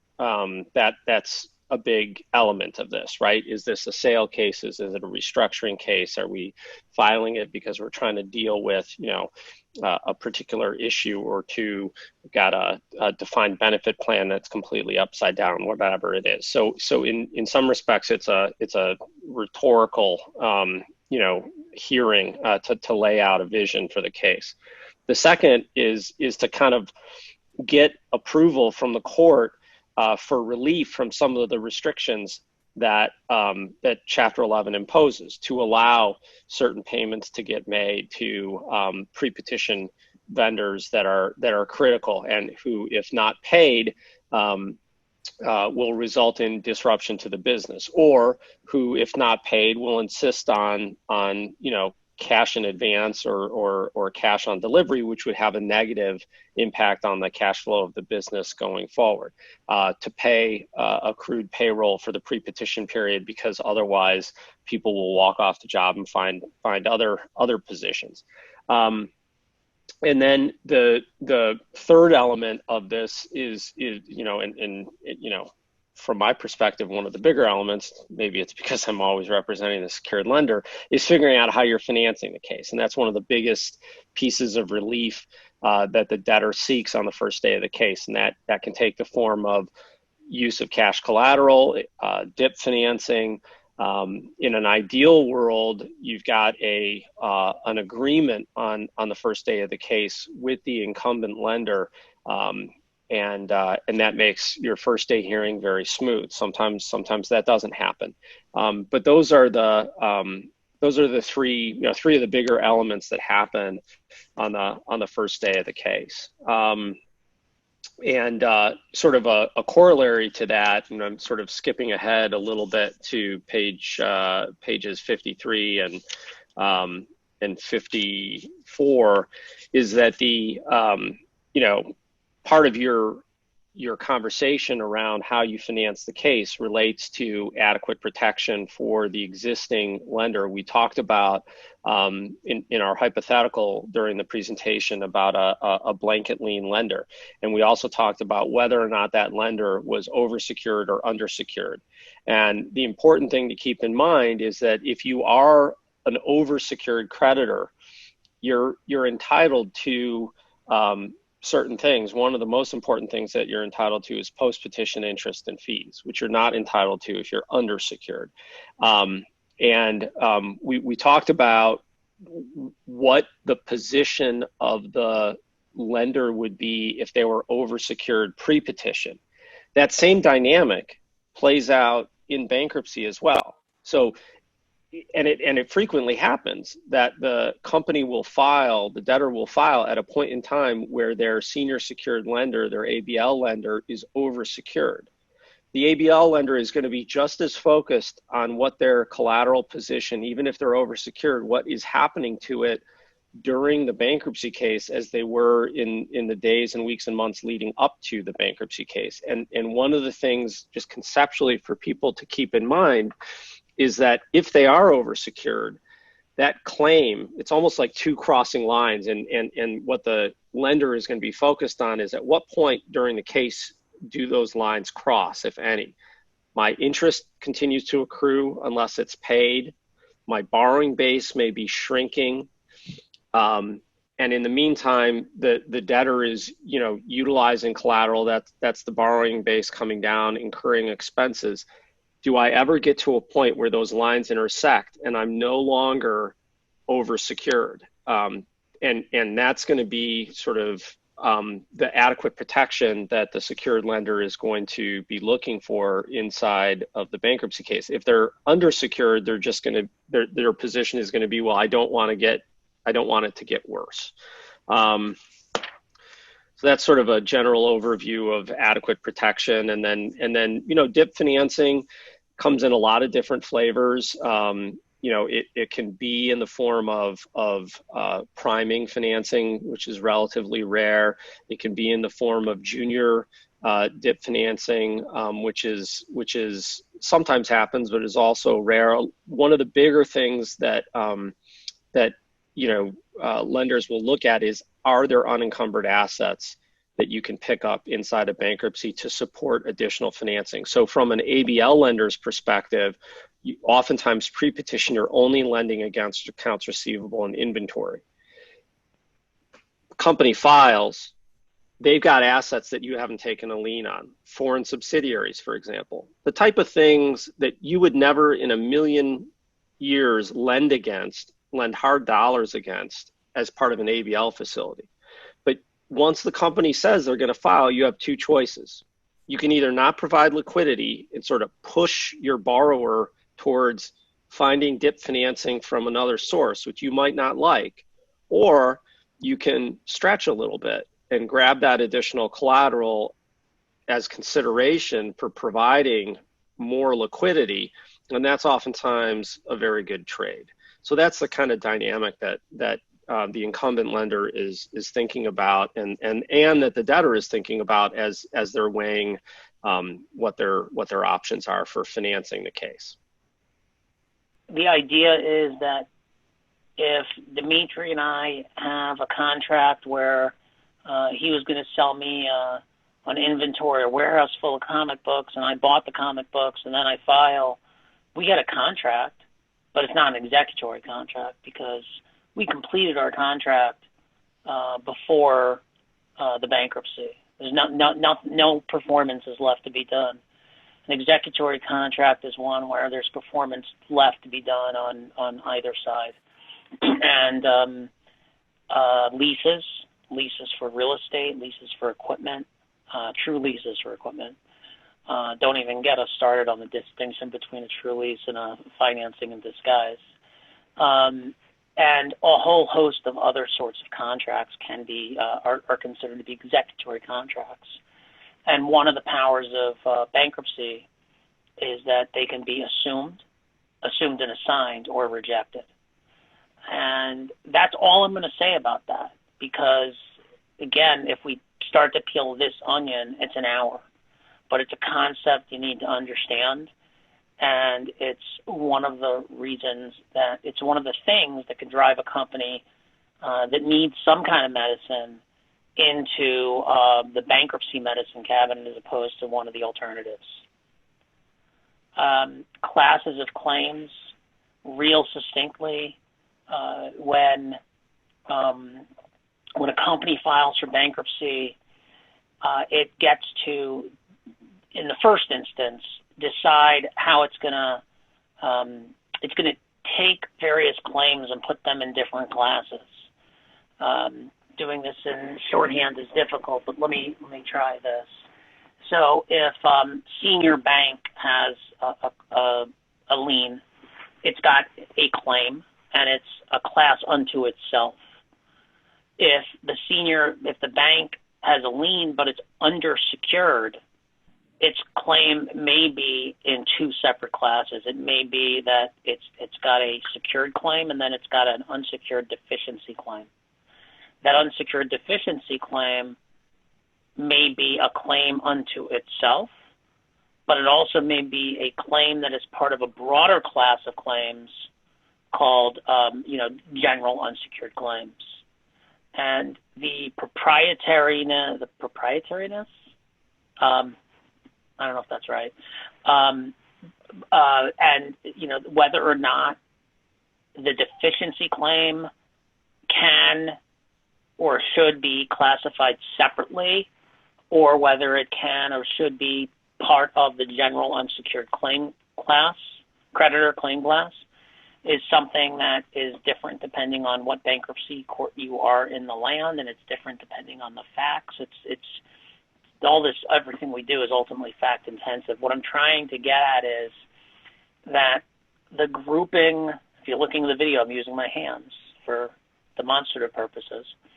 The debtor, the plan proponent, gets to decide, okay, I'm going to put these claims in this class, these claims in this class, these claims in this class. It has some flexibility to do that, but there are rules it has to follow. And sometimes it will try to, the plan proponent, who's usually but not always the debtor, in traditional Chapter 11, whereas in Subchapter 5, it's always going to be the debtor. The debtor may try to manipulate the classes such that it can get the percentage of votes it needs to confirm a plan. And if aggrieved parties like certain creditors say, look at that and say, no, debtor/plan proponent, you're crossing the line. What you're trying to do is you're really trying to jury rig the case so that you can confirm a plan. That's the legal stuff that lawyers can argue about inside of Chapter 11. I feel myself going down a little bit of a rabbit hole. So suffice it to say, one reason to deal, one way in which classes of claims are important is for purposes of confirmation. Let's pull the camera back and let's focus on simply something more mundane. And again, feel free to interrupt and jump in, anybody. So let's say Michael has a company. He owns a company that filed bankruptcy, and I'm a vendor. I was selling Michael widgets. In the first instance, Michael, the debtor, is supposed to file schedule. I'm on slide. It's supposed to file schedules and statements that are like a snapshot of the debtor's financial position as of the day of the bankruptcy, on the petition date. That's the term of art, petition date, the day the bankruptcy petition was filed. And we talk about one of the downsides of bankruptcy being that the debtor lives in a fishbowl, and that's because the debtor is required to reveal a lot of information about itself that would never have to reveal outside of bankruptcy, particularly if it's a private company. And so one of the things the debtor has to do is it files a statement of financial affairs and bankruptcy schedules. And one of the things it's supposed to do, and in my hypothetical, Michael's company filed bankruptcy, so it should have a schedule that says we owe John Friedland $50,000 for his widgets as of the day of the filing. And the debtor gets to mark whether that's disputed or contingent or liquidated or unliquidated. And if the debtor lists the number, and I agree with it, it's a right, and it doesn't list it as disputed, doesn't list it as contingent, doesn't list it as liquidated, I don't have to do anything. I'm good. I agree with what the debtor did. If the debtor lists a number I don't agree with, or lists it as one of those things, that it is disputed or contingent or it's non-liquidated, then I better file a proof of claim. And if I file a proof of claim, it trumps whatever the debtor put on its schedules. Although the debtor gets to object if it doesn't like my proof of claim.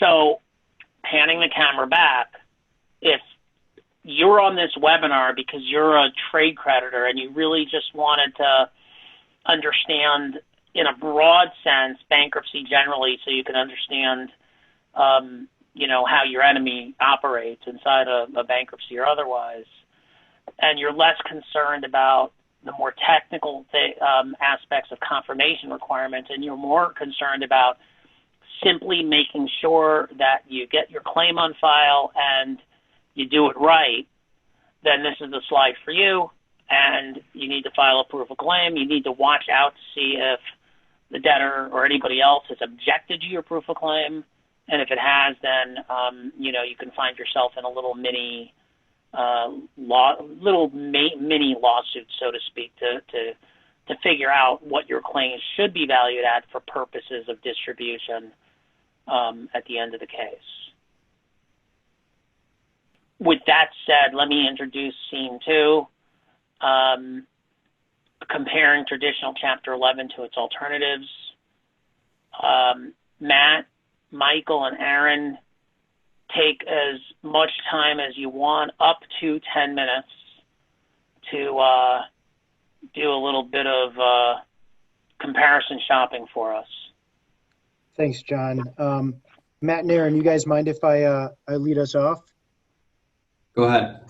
All right, great. I think it's important here to remember an important principle, and that is that parties have disparate interests. And so, what I think we need to speak to here is the interest of the company. And what I mean by that is, Dimitri, who counsels lenders, may want to seek one vehicle to bring a company through an insolvency scenario that may not be the same thing that the company wants to do, or that its principals want to do, or that its trade creditors want to do. So again, we're going to speak to what the company some of the alternatives for the company. So we're speaking about three different scenarios: Bobby Co., Peter Co., and Greg Co. And the material difference from what we've seen are that really the size. Bobby Co. is the smallest, all the way up to Greg Co. being the biggest in terms of the operations we've seen.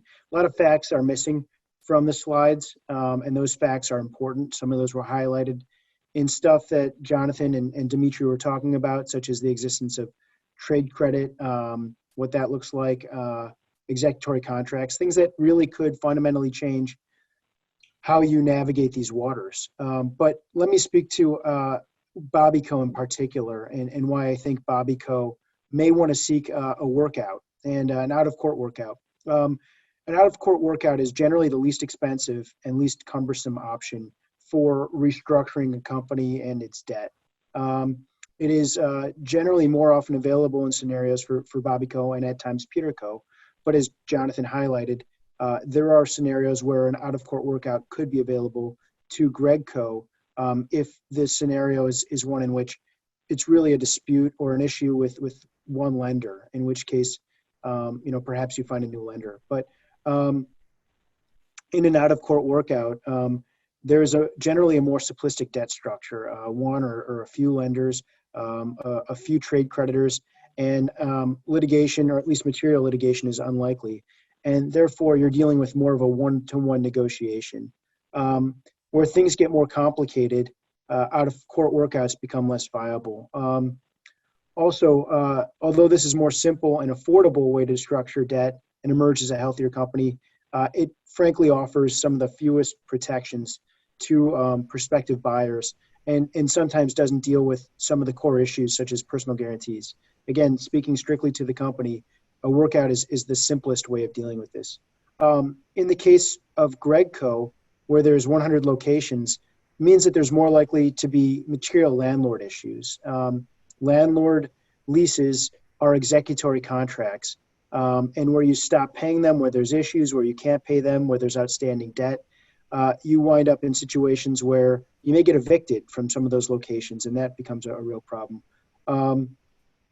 A formal process addresses the collective action issue in a way that an out-of-court workout cannot. But because we don't have many of the attendant facts relevant to making that decision, let's simply say that an out-of-court workout is preferable where possible for cost-cutting, privacy, and other reasons. I'm going to leave it there. And Aaron, I'm going to let you take it here to perhaps discuss Article 9. Absolutely. Thank you, Michael. So there's a lot of financial distress out there. Many people in many different types of situations.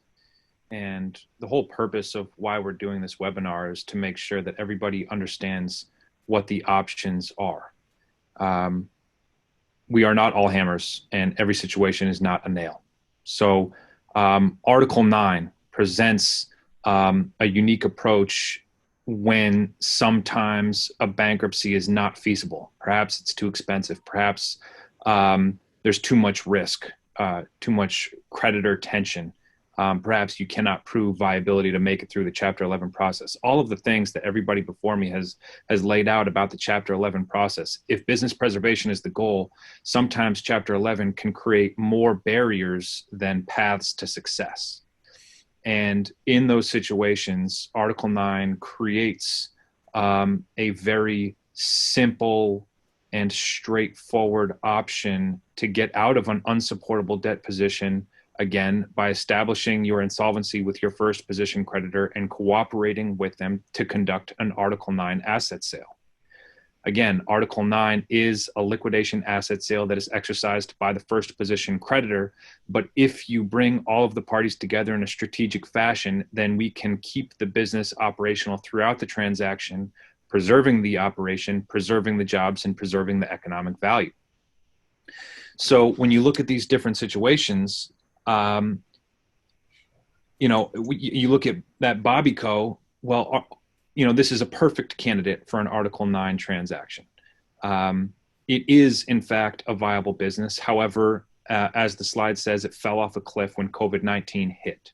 So while it could support its financial obligations before, based on its new revenue projections, it's simply not going to be able to meet those financial obligations in the future. So it is headed down a spiral of insolvency. Could it take its chance in Chapter 11? Yes, it could. The alternative is that we establish that insolvency, work with our first position creditor, identify a buyer, sell the assets of Bobby Co. through an Article 9 sale, keep the business operational, strip all the debt, clean out the closets from all the skeletons, establish a fresh start, eliminate all unsubordinate creditors, and move on with the purchasing entity in a new, fresh, clean, unencumbered business operation. Article 9 is beautiful in the sense that it does not carry the same risk and provide a platform for creditor objections that that Chapter 11 does. And because it's a secured creditor right, we do not need to seek the approval of every single creditor like you would in an ABC, as we have already established. And it also borrows some components to the pragmatic elements of a workout by virtue of the business preservation. So when you're talking about vendor debt, you're talking about landlords, for example. When you're talking about an insolvent company and they're faced with two options, one is this company is insolvent, they are going to shut down, or this company is insolvent, they are going to shut down, but we have a buyer that's going to take its chance by purchasing the assets through Article 9 of the Uniform Commercial Code and continuing the business operation and trying to succeed where the previous business failed. And those landlords or those vendors have an opportunity to choose between losing a client or losing a client but gaining a new client. More often than not, they're going to lose the client but gain a new client and work with you to establish continuity in the business operation with those key relationships, primarily being the landlord and key vendors. The same thing is true with Peter Co. Slightly more complicated. We're talking about more locations in 3 different states, but that's still within the realm of Article 9. When you start talking about companies the size of Greg Co., where there's multiple different states, 100 locations, very high revenue in comparison, 300 million plus, you're going to start to see creditors with more control, easements, restrictive covenants, and they're going to see the decline from a mile away. And those creditors are going to step into place long before an Article 9 sale could be considered or planned.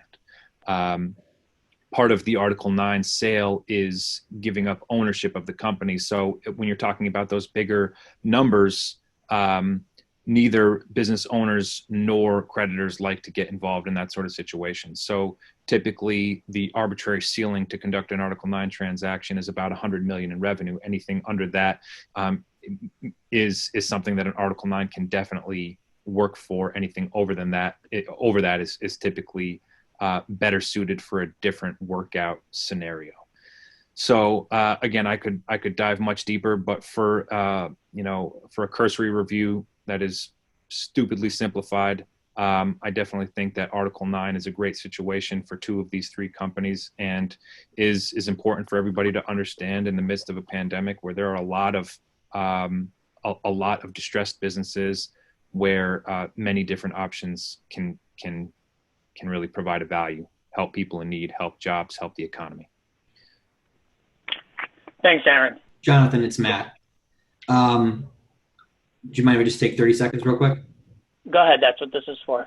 All right. I want to just echo a lot what Michael and Aaron said. Normally in these situations, when you look at the 3 different companies, Bobby Co., Peter Co., Greg Co., you're going to look at and try and exhaust the various options and paths that you can go down, whether it is through a bankruptcy, whether it's through an assignment, whether it's through an Article 9 type sale. I would like to add, though, in the Bobby Co. situation, Bobby Co. would be a candidate for the Subchapter 5 program. Although, many people don't, especially financial advisors, we don't push our clients to pursue the necessary bankruptcy route unless it's absolute, and after consulting with counsel about being the best, most effective tool. But for Bobby Co situation, instead of looking at an ABC route or an Article 9 route, or if you've exhausted your workout opportunity, the Subchapter 5 would be a pretty good opportunity for Bobby Co to be able to reorganize and emerge from bankruptcy in a relatively short time at probably a similar, if not less cost than the ABC or the Article 9 type process. And as Jonathan touched up on, the new SBRA, or excuse me, the new CARES Act has increased the debt ceiling from the 2.75 million to the 7.5 million. So definitely some opportunities there to consider and speak with, your counsel and your advisors about that being an option if you have various lenders, secured parties, the court that's kind of closing in on you now that, it's opening up back again and people are pursuing their judgments. So thanks, Jonathan.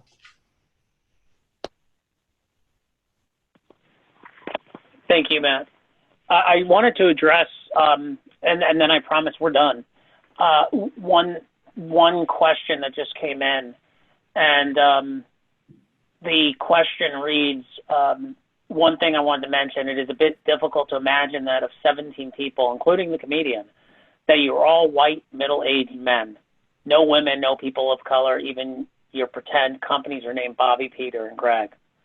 Well, that's my fault because it's the Brady Bunch thing. To some, like me, it makes me feel a bit unwelcomed, just a bit of consciousness raising, and I believe we can all do better. Thank you in advance. We agree with that.